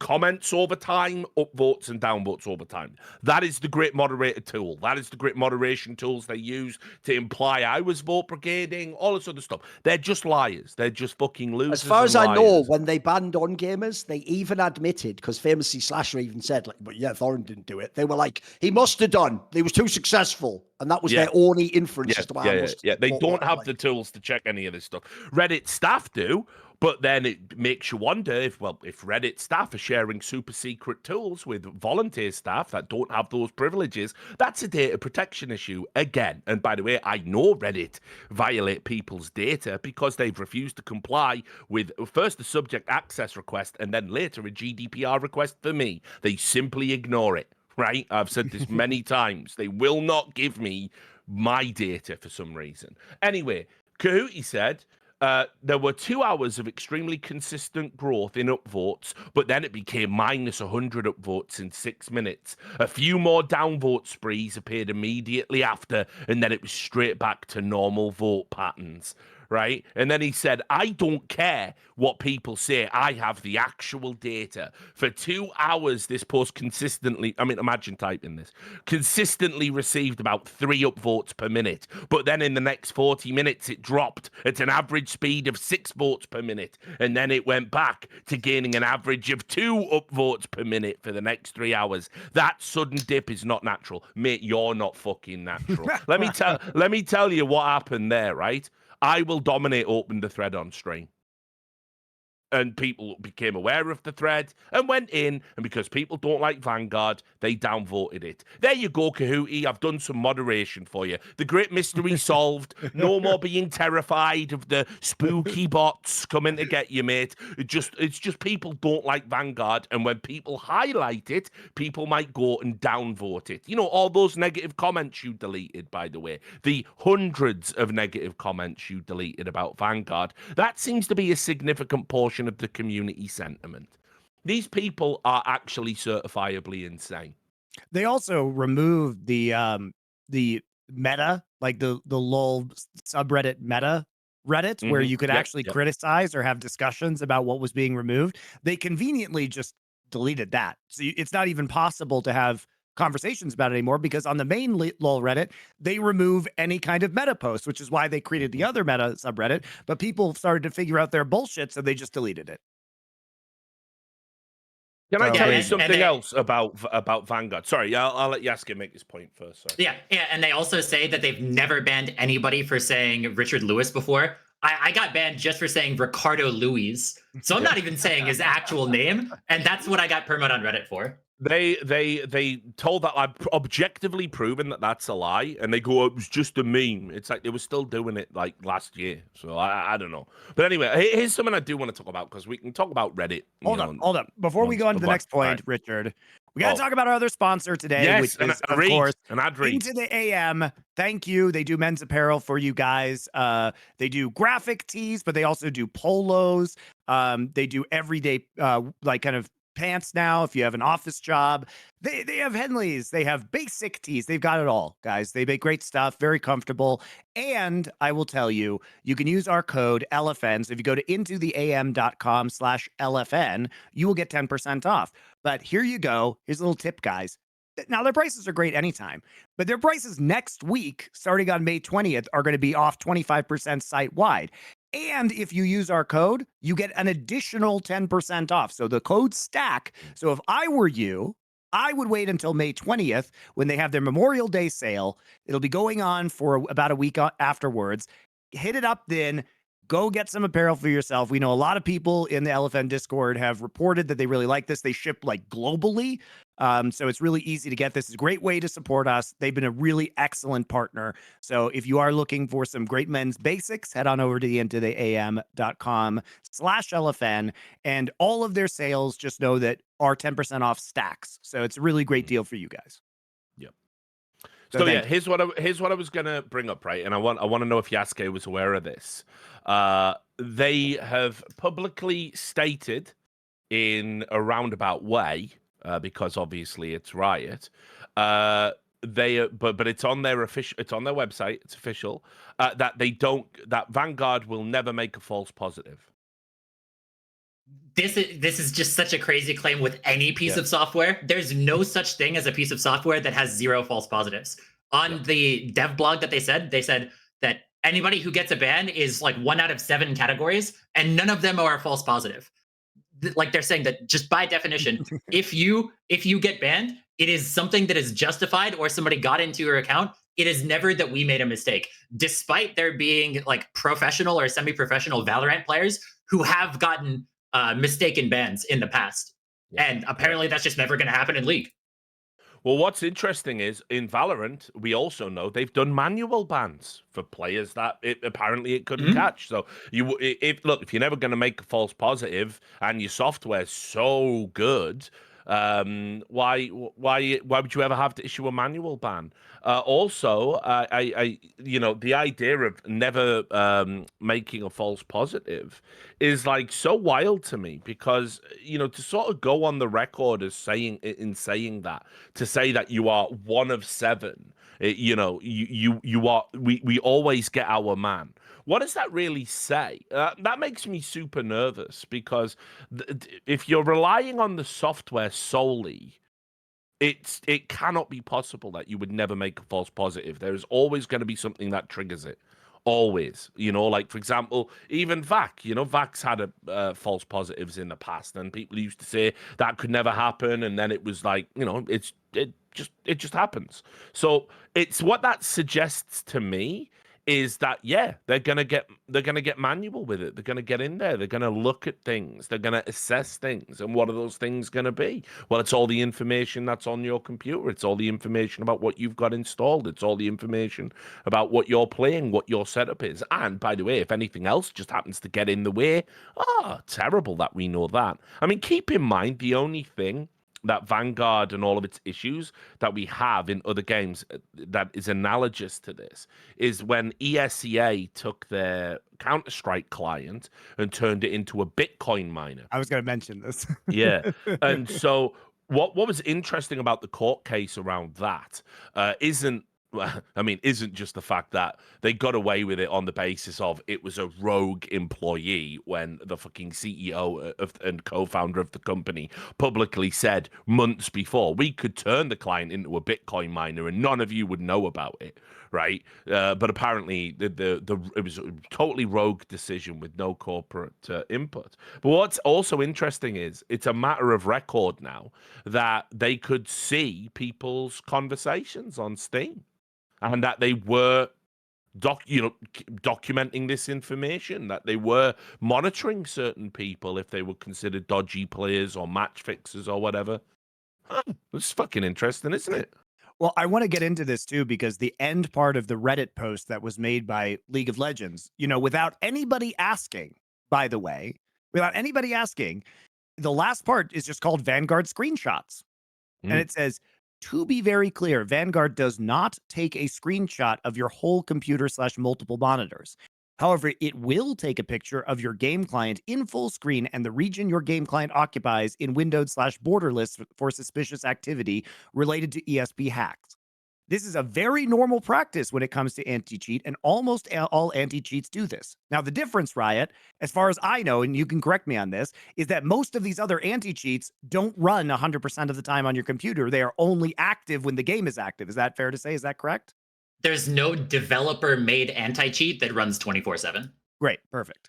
It is also a known element within the community of folks familiar with anti-cheat software. When it comes to privacy concern, Vanguard features are compliant with regional privacy laws, lol, as if those are enforced, and the team works directly with information security teams and compliance teams to ensure Vanguard is safe. Now, why this is disturbing, guys, is, again, it goes back to the Chinese government. Now, we have some people on this call that are journalists that handle sensitive data, and they are handling sources that are potentially detrimental to Riot Games. And what Riot says, you'll notice here, it does not, in this post, it doesn't say it can't do this. It just says that it won't. And there's a pretty big difference there, because also when we're talking about now ESL and Faceit have kernel-level anti-cheat. Who owns them? The Saudi government. Richard, can you remind me what the Saudi government has done to journalists in the past? I don't know. Can't quite put my finger on it. Something about a bone saw or so. I don't know. So Wouldn't worry. my point is like when we have authoritarian governments that now have kernel level access to your computer and have the capability of taking screenshots, there are real safety concerns all of a sudden. Yeah, oh, sure. I mean, look, the all of these softwares, obviously, are a vector for risk, but the problem isn't that though, because that's universally true. We shouldn't worry about Riot Games. No, in this instance, I you like they're have like to. it's normal. It's like I Yeah, don't want that to be normal. yeah, yeah. Well, I mean, that's again explicitly what they said in the blog. They're like, "Oh, kernel, if you want the only option for anti-cheat these days is kernel level anti-cheat, and we all must have it." So it's like, well, that's just patently false. And again, there are still limitations on this. Like I say, I've never installed a kernel level anti-cheat that requires me to have it on all the time. I can't think of one. I've never installed If one. people I've don't used. know it in CS, you just put the face it thing on before you launch the game, Yeah. basically. Like you turn it off immediately afterwards. It's like an on-off. It's almost like a VPN, essentially. And you Yeah, can do that with Vanguard. You just have to go to your system tray and quit it. And then it says you And will then have to reboot. And Yeah. if you want to play the game, you have to reboot. So basically, it's my point about Vanguard is it's very easy to forget about it because yes. it's That's what just they're on banking on. boot. Yeah, it's on boot. You don't even have to open the client of League of Legends. And then you have to manually quit it. And if you want to play the game again, you have to restart. So basically, sure, you can control it. I want to be clear. You can control Vanguard, but it's made intentionally opaque. Yes. And so with other anti-cheats, they're only going to be on when you're on the game. So let's say that 2% of the install base is going to have a game on at any one point. Almost 100% of people are going to have the League anti-cheat running 24/7 on their computer. So as an attack vector, you're having several orders of magnitude more people's computers that are on 24/7 that you have access to. So if there's some vulnerability with easy anti-cheat and like the Fortnite anti-cheat, 2% of computers are going to get hit. With the Riot anti-cheat, 100% of computers are going to get hit. Yeah, I mean, it's like, and it all comes back to what is the real end goal, right? Like, why does anyone ascribe like any sort of benevolence to these actions? Like, why would why would you believe a company wants to make you have a better experience, right, at a video game? You can maybe make the argument, oh, but a better experience means that I fucking play more. They got you by the balls anyway. You're playing a free game. You're pumping money in it. They weaponize their fucking griefing and toxicity systems to make sure almost every player has at least another account that you eventually play, and then you get, I really like that Lee Sin skin, so I'm gonna buy it on this account as well. And they double dip that way. Right? So why would you think for a second that this isn't about some bigger play? And when you look into the history of like Tencent and data and how it handles it and what it does with it, it's ridiculous. I mean, to put it in context, I know this is a lie. I'm not stupid, but if you look at reporting from 2021, the Chinese government was cracking down, wink, wink, on Tencent, Alibaba, and Baidu because they said they were harvesting too much data. And obviously they said, yeah, we're totally cracking down on it. There you go. There's the data. Right? But I mean, what does that tell you, for fuck's sake? Yeah. So and like the precedent that Riot's setting is really the bad one because it feels like it's just impossible to fight this, because the thing is, even if this isn't insidious in Riot's case, it doesn't mean that the normalization of this will not be insidious in the future. It doesn't mean that just because they're not doing things with data now that they won't do things with data in the future. It starts a process of every single game developer then harvesting your data. And who knows, where this ends. And the problem is that we know these companies, like, yes, technically Riot isn't owned by the Chinese government in the same way that ESL is directly owned by the Saudi government. But the thing is that Tencent bends the knee to the CCP at every possible opportunity and is directly funding their initiative with multi-billion-dollar plans, and now has given up this golden share as well. And every time that there is a demand from the Chinese government, despite them being a publicly traded company, they do what the Chinese government wants. And so also, like, I just love this post, guys, because it says, to be very clear, Vanguard does not take a screenshot of your whole computer / multiple monitors. It doesn't say Vanguard cannot, which is what I want it to say, right? And they also are legally required to lie about what data they're taking per the National Security Act, National Intelligence Law. I want to remind everyone as well that we had this with Huawei, or however the fuck you say it, right? I always butcher that pronunciation, but like we had this back in 2019, where people, Huawei were saying, "Don't worry, we absolutely won't share your data." They even quite famously put out a statement saying, "We are an independent company and the Chinese government does not interfere with our business in any way," which is fucking such a risibly stupid thing to say, because obviously they do. We're not stupid. But all of the legal experts concluded, oh yeah, under that law, they absolutely would have to comply. It wouldn't, and not only would they have to comply, they would be legally obligated to obfuscate the fact they complied.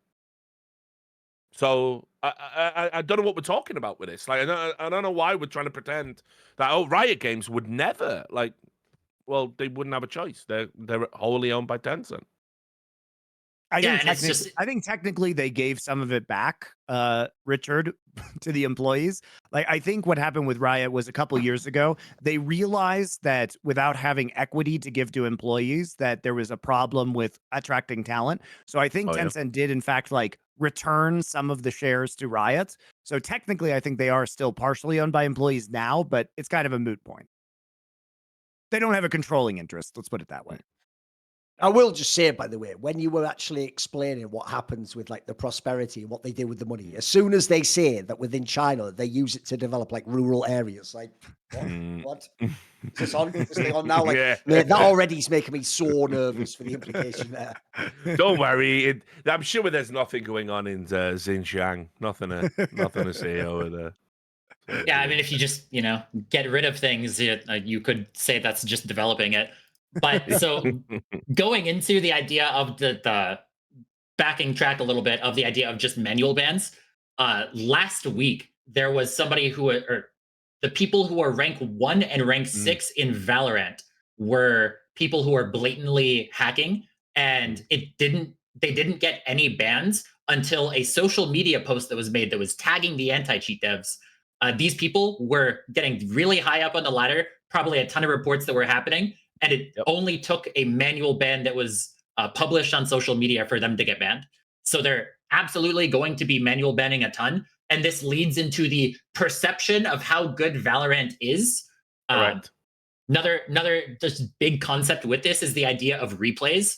Valorant is a game that was built from the ground up to be a competitive game. They put more effort into being a competitive game than Valve does with Counter-Strike. And they'll constantly say, hey, we're going to have an anti-cheat at the end of the year. Trust me, guys, it's coming. Year of silence. Oh, hey, trust me, guys, it's right around the corner. It's coming. Year of silence. The replay, oh, hey. You mean? The replays. Yeah, the they replay keep promising replays, not anti-cheat, but yes.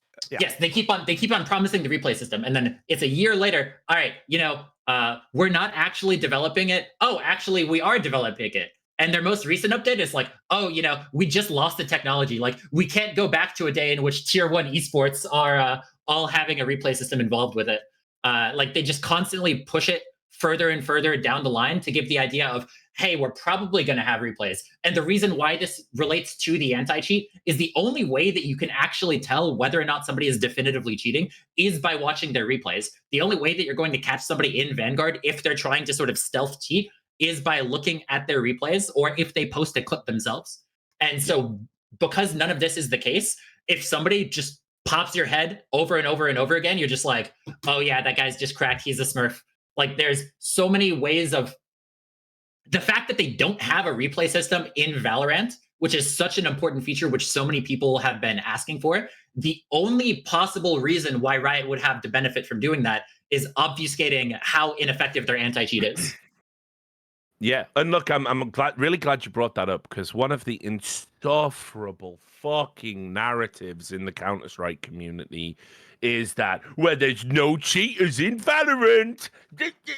Like, you wouldn't fucking know. There's no demos in Valorant, you fucking bellend. What are you talking about? And Riot have done that quite deliberately. In fact, much like how they marketed League of Legends to disgruntled Dota players, a lot of the things they said were coming to Valorant and were going to be in Valorant were specifically marketed to disgruntled CS players. No cheaters, 128 tick, you know, because like all the tick cells are up in arms about, like, even though CS on this engine is coded everything around 64 tick, whatever, right? So anyway, let's actually analyze this fucking claim about like Valorant having no cheaters.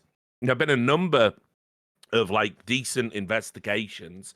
Izento did one over on Esports Heaven that you can go and find, where he literally does a deep dive on how easy it is to just get cheats for Valorant. It turns out pretty much as easy as any other game, by the way, and people are showing, and this is how we bypass Vanguard to use them. Now, I'm not talking like one or two super expensive specialist cheats. I am talking your fucking dime a dozen, $5 a fucking month garbage destined to get caught cheats. But you know, you let it rip in the short term. Let's also, like, did everyone forget about the Netflix.exe drama as well? Are we just pretending that didn't happen in Valorant specific? It was a carbon copy of what happened with Forsaken, which all the VAC cells are all fucking like, see, it proves a pro can cheat because a low-level Indian player went to a low-level tournament and got caught. What the fuck are you on about? You fucking morons. Right, sorry. So cheat devs are talking about how this is pretty much the golden age of cheats in Valorant. I don't necessarily buy these numbers exactly, but people who are not current cheat devs estimate that in like the Grandmasters, Challenger, like Immortal, Radiant, whatever they call their ranks, in the highest ranks, it could be like around 10 to 15 to 20% of people are using some kind of stealth cheat. And a lot of the, especially in FPS games, the external cheats, which are a lot harder to catch, are still going to provide you so much value. And there are people who are right under the VCT level in Valorant right now, allegedly, who are using internal cheats. And this is something that is going on right now. They've been in there for a while and they're not getting caught. Also to tag on to this point, you know, I think that it's not just about cheating, right? Like, at least in League of Legends, I think most people's complaints is not really scripters or cheaters, and probably this is true of Valorant as well. It's in the fucking griefing that occurs, right? It's the inting, it's the soft inting, it's the hard inting, it's the throwing. Like, Yasukeh, in your experience of being a challenger player, which is a bigger issue in the quality of your games? The fucking griefing or the scripting? So personally, I played a champion mid Trinimir with movement speed items, movement speed best stat in any game. I'm a character who can't die, and I'm a character who's just on you, and I can also split push. So if you're a cheater, I can just avoid you.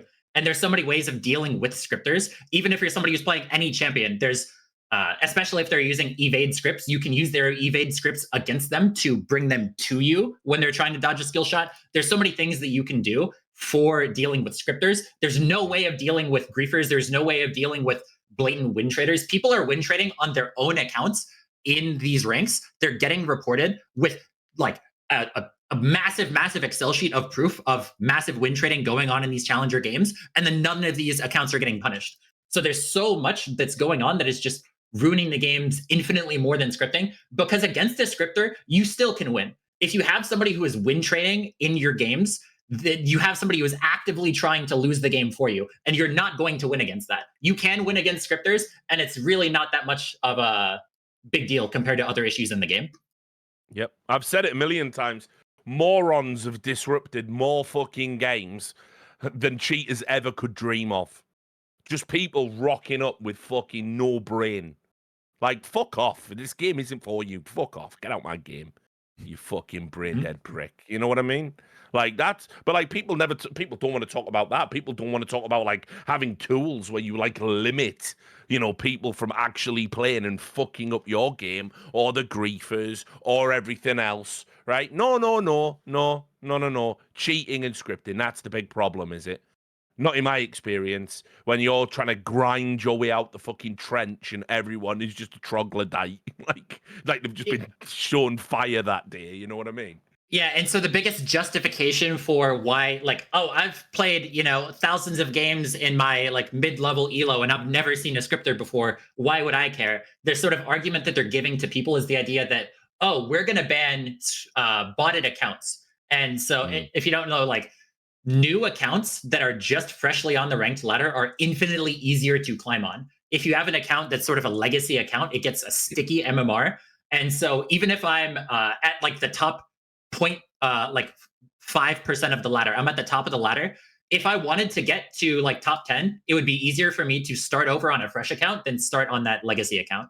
But so everybody, it's kind of the meta for people to use these like $3-4 accounts that they buy and then rank up on those. And the argument is that, oh, Vanguard is going to get rid of these botted accounts, thus people in your game are going to be smurfing less, is the implication. Problem is that Valorant has ranked ready accounts that are just from the jump for less than $1. You can get a ranked ready account. Oh, yeah. So it's not solving the issue in Valorant. So why would it solve the issue in League? This also will go into the other point in that there have been multiple bypasses to Vanguard already in League. There's one where you can just turn off Vanguard and play the game without it, which is one that will probably more likely be patched. But there are also cheats that have already bypassed it to where they're operating right in front of Vanguard. They're installing, they're doing their stuff, and then Vanguard is on the entire time, and then they just don't get caught. And so also if they're operating the game in the concept of ban waves, if they go back to the days to where they used to have 3-month ban waves to try to just use that method to stop scripting, that wouldn't really do anything to scripting in high elo. Because let's say a script gets banned, you have a 3-month timer until the next one gets banned. So within the first week, there's going to be another bypass. And then you get that new bypass, you start scripting, you get into challenger games within like 2-3 days. And then all of a sudden, what's it called? Now all of a sudden you have 2.5 months of time that you can script in grief and high elo games. And unless they're manual banning that, which they'll probably put a little bit more effort into manual banning, there's no way to get detected. Yeah, there's no way to get detected. And if you just stay under the challenger level, if they say, hey, we're manually audit challenger games, then just stay under that level and then you won't get caught. Yeah. Yeah, I mean, I think as well, I will add, one of the things cheat coders definitely do is obviously exaggerate all of the numbers. They wouldn't know. They wouldn't have any vector for knowing. It's just obviously if you're cheat curious, or if I'm one of the, because I've talked to a lot of cheat coders down the years, and it's like they can be useful to talk to from like a technical standpoint, but they run a line of bullshit because they're just snake oil salesmen essentially, and they'll just they'll say like, oh, 20% of people are cheating, so you go, well, 1 in 5 people are cheating. Fuck it, I may as well sign up and cheat as well. And it's like a lot of the discourse around the cheating problem is just fucking. I never use this word, but toxic is the only thing that describes it. Like I've been getting battered on social media for about, I don't know, 3-4 months now, where I can't post a piece of content or tweet out a piece of content without someone going, you said there's no cheaters in the game. I just never said that about CS. Like, obviously, why would I say that? It would be insane. Like, there's been cheaters since fucking CS started in beta, right? Back, fucking 20, however many years ago. So it's like, what I do believe is that I think a lot of the cheating problems are very over exaggerated, because the average player will only encounter like a handful of cheaters in their time, just because of the nature of cheaters win, and so they climb, and so they're not in your MMR bracket, and so and to the point, Richard, Riot said that when used optimally, these scripters in League of Legends have 80% win rates. Yeah, which is enormous. So you they've also said that the majority of scripters that get banned are in gold elo. Yeah. So it's like it'll be like a bronze iron player who's climbing very fast, but like that's where they're going to get banned. Yeah, and so obviously it's like, and this is true in all of these games. Like, you don't cheat to lose. I mean, I won't regurgitate all I've talked about with the psychology of cheating down the years. How there's essentially 2 types of cheaters: the rage hackers, which you'll just never do anything about because they don't care until you stop account buying. They come into your game, they shit on you with a blatant cheat, and you cry about it, and they go, delicious tears, you give it to me, and you give it to them because you're idiots by and large, unfortunately. And then the other type of cheater is like they call it legit cheating now because that's how fucking delusional people are. They're cheaters who will do anything to hide what they're doing. They buy very expensive cheats. They have inventories so they can say, look, why would I cheat? I have all these incredible skins. And then they log in every day to the cheat forum. See, has there been an update to the anti-cheat? And, I better not play for 2 days and wait for the new client to come out. And they're very disciplined and regimented because they are doing it to essentially create a mythology around themselves. They want to be noticed. Maybe one day they might even fake it so they can go pro or whatever passes for, a decent level in their particular game. And so you can't really do anything about them either. It's like you just have to focus on these guys. You have to focus on these guys, the rage hackers, and you take them away, not by necessarily getting better anti-cheats, but by making it so they can't get on a secondary account. That's the fucking bottleneck for the problem, because it's even worse in CS. You can get fucking 30 cents for, like 40p in British money. You can have another fucking account that's ready to go in CS, and people just cheat, get caught, back on another one, and people go, oh, look, it's an anime avatar with 200 hours of CS played. Boy, this is gonna be fun. So that's the problem as I see it, and it's just a shame you can't have like sensible fucking adult conversations about this, that you have to do this thing that like the pros were milking in CS recently, where they're going, oh, there's cheats in every game, we can't even play online qualifiers anymore, it's cheating you had that shit org pretend they dropped a team because cheaters are everywhere. You had a tournament operator who ran an RMR. They banned 30 players out of 7,500 and then publicly tweeted, cheating is out of control. Looks pretty in fucking control to me, mate. You had a small statistical volume of cheaters and you caught them all. What are we talking about? It's so dumb. It just breaks my brain, like, because unfortunately the people driving a lot of the discourse are morons that have deluded themselves into thinking they're good at a video game when they're not. And so people talk about how every single Counter-Strike game that you've ever played is going to have a cheater in it. Like, that's the kind of level that the discourse is in that environment. And the more that Valve works on their server-side anti-cheats and gets all of this up and running, which they already have been doing, and I have great confidence that they'll continue to be taking great strides to deal with cheaters without having kernel-level anti-cheats, the more that they do these things and the more that they get this sort of properly fixed without having to be in your system 24/7, the more it's going to make Riot and Vanguard look silly. Although the kind of question there would be, let's say that cheating gets to where it's even below Counter-Strike. One is that there will still be the perception that Vanguard has less cheating or Valorant has less cheating.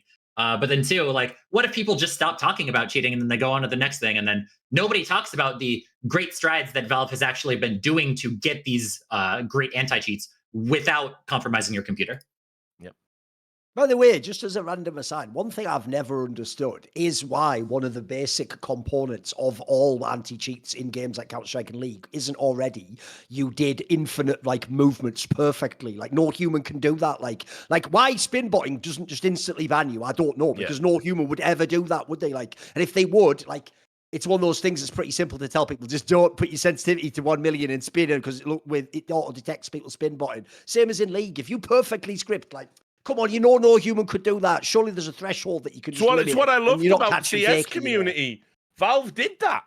They were like, okay, we can press a button and make it so spin botters get got immediately. And then people went and started using a setting that could make you push your sensitivity up to a ridiculous like multiplier, essentially. And then they were sat there, and like when they were like defusing the bomb or like crouched behind a box, they were doing a full swipe, and you would just get like 1 million rotations a second, and then they got banned. And then they went on Reddit and they said, well, I've been banned for spin hacking and I'm not even spin hacking. And then everyone went, wow, Valve fucking suck, don't they? So they turned the setting off. Yeah, and It's like By the way, that's please. also the most common thing in esports. Like, this is why we can't have nice things, because people Yeah. just always abuse them. Yeah, and this is something that the Chinese league anti-cheat does, which Jackie Love, one of the best AD carries in the world, he accidentally triggered the anti-cheat because he was scripting so perfectly. And like, he's the only person in the world that can really kind of do that, to where he's automatically getting that to trigger. And so it's never going to happen to your normal player if you're just having it be there. And if you Which also, by the way, in that particular case, because it was one guy, that's also just swaggy as fuck, isn't it? Where the game's like, sorry guys, I think I'm just too good. They think it's impossible human could do what I'm doing. That's just fucking swag at that point in time. Fair play. Yeah, it's just great. So if you make the server-side anti-cheats make it to the point to where cheaters have to be more closet with their cheats, then you already fundamentally get rid of most of the problem. Because like if somebody is allowed to brazenly cheat and not care about the perception of whether or not they're cheating, then their cheats are going to be less effective. If while in League, information scripts, if you're a great player, information scripts are going to be where you're going to get a lot of benefit, but I'm not going to be able to sort of frame perfectly tight. Whereas League is really sloppy with the way that they have their data set up, in that aside from FPSs, in League, there is fog of war. And all of that information should be server side. Anytime any camp is taken, anytime half of the abilities in the game are used in fog of war, the client has that data. And you can use that information to just, track where the jungler is. If a Fiddlesticks ults, you can see where the Fiddlesticks ults. Like, there's so many things that are lazy with how Riot handles data, which is also, why would you give them their data if they can't like hide a Fiddlesticks ult, And so if it goes into the closet cheating, then you're going to get to a point to where there's very diminishing returns in the level in which scripting is going to impact things. So I think to wrap this up, obviously, like, the reason why this is a big concern, kind of, we've gone over the hardware compatibility issues, the questions about the rollout, the questions why Riot needs a kernel-level anti-cheat if it's not necessarily going to be the most effective, what it can and can't do on your system, the relationship that Riot has to Tencent and therefore the Chinese government, as well as what this means for other anti-cheats, pieces of software that are now, these are now owned by ESL and Faceit, who are directly and completely owned by the Saudi government. And the question for you guys is really like, how much access do you want to give potential access do you want to give authoritarian governments, directly or indirectly? And what is ethical about the data that you want to share or don't want shared, because you have very little control in these scenarios. And basically, as Richard read out, like, what they're collecting seems to far exceed what they actually need in order to run an anti-cheat.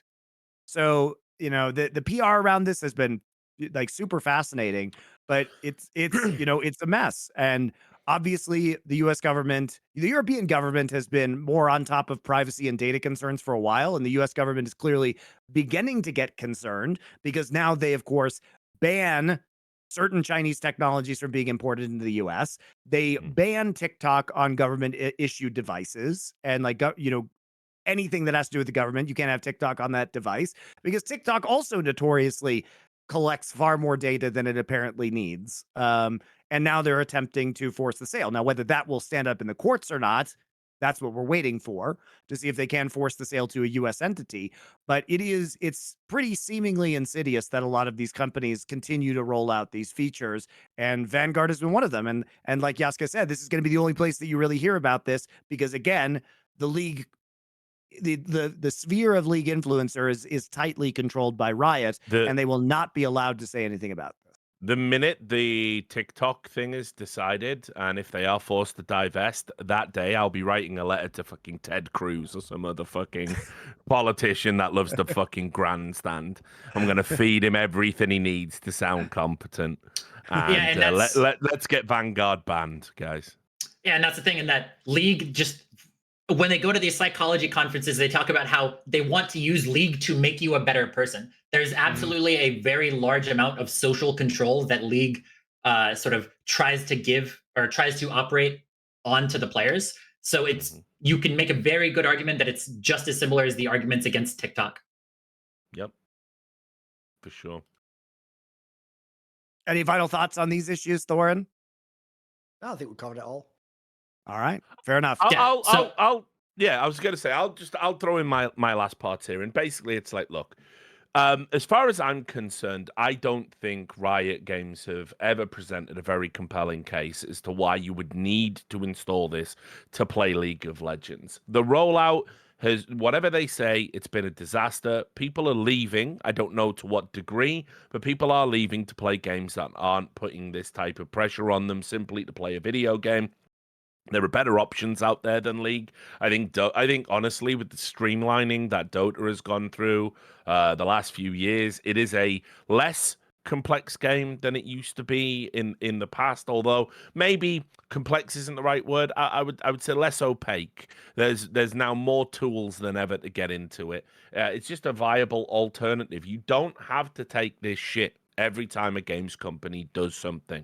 And particularly with Riot, the way they hide everything, their track record of wanting control and information and intelligence on people. You know, they were operating like a fucking cut price Stasi back in 2014, 2015 with dossiers on everyone in esports. That, you know, you can't trust a company like that, unfortunately. And I get it. You like League. You're a player. You like the shit video game, right? But like, you will get over not playing it, like a lot of habit forming behaviors. All you have to do is take the plunge and it'll feel better, and then you don't have what is functionally fucking spyware on your computer 24 hours a day. So for me, I think this is actually going to be a big tipping point. I think a lot of the League community feel the same way I would. If I played League and had to install this, I just simply wouldn't do it. And I think it's going to be a bit of a crucible for Riot. I think they're going to get found out on a few things. So, and as somebody who is not so happy to admit that I played 6 games a day on average of League for 10 years in a row, like every single day, 6 games a day on average. Wow. League is so much better. Life is so much better when it doesn't have playing League involved in it. And you can just watch the esports side. League at its best is a game that is coordination and people iterating over time to improve in a team environment. And you don't get that in solo queue, but you can get that through watching and following the pro scene. And like, you don't have to actually play the game. And I'm proof of that. yeah, exactly. You can enjoy the game so much without actually having to touch the mouse. And when somebody else is like, you watch a streamer and somebody else is getting somebody running it down in their game, you don't feel bad about that. Like, they feel terrible about that, but you're just going on your day. You're happy. You're laughing that that's happening to them. And so the video that should be out very soon on this, there's a couple other topics in terms of also relating this to other aspects of the way that Riot has had their behaviors before, and how it relates to things with Vanguard, like how they have manipulated data in the past, how they've lied to people, various other aspects that I will go over in my video that you can watch that will go into aspects that we haven't covered here. Great. Check out his video when it's released. We will link it below in the description so you can easily click on over. You guys can, of course, follow him at Yasukeh on social media as well. He is a fun follow. I'll tell you that right now. Yeah, been a great guest as well. It's been great to have you on the show. Thank you. Been an awesome guest. Thank you. It's at Yasubro on Twitter. Best Yasubro, that's right. YASUBRO. So there you go, on Twitter.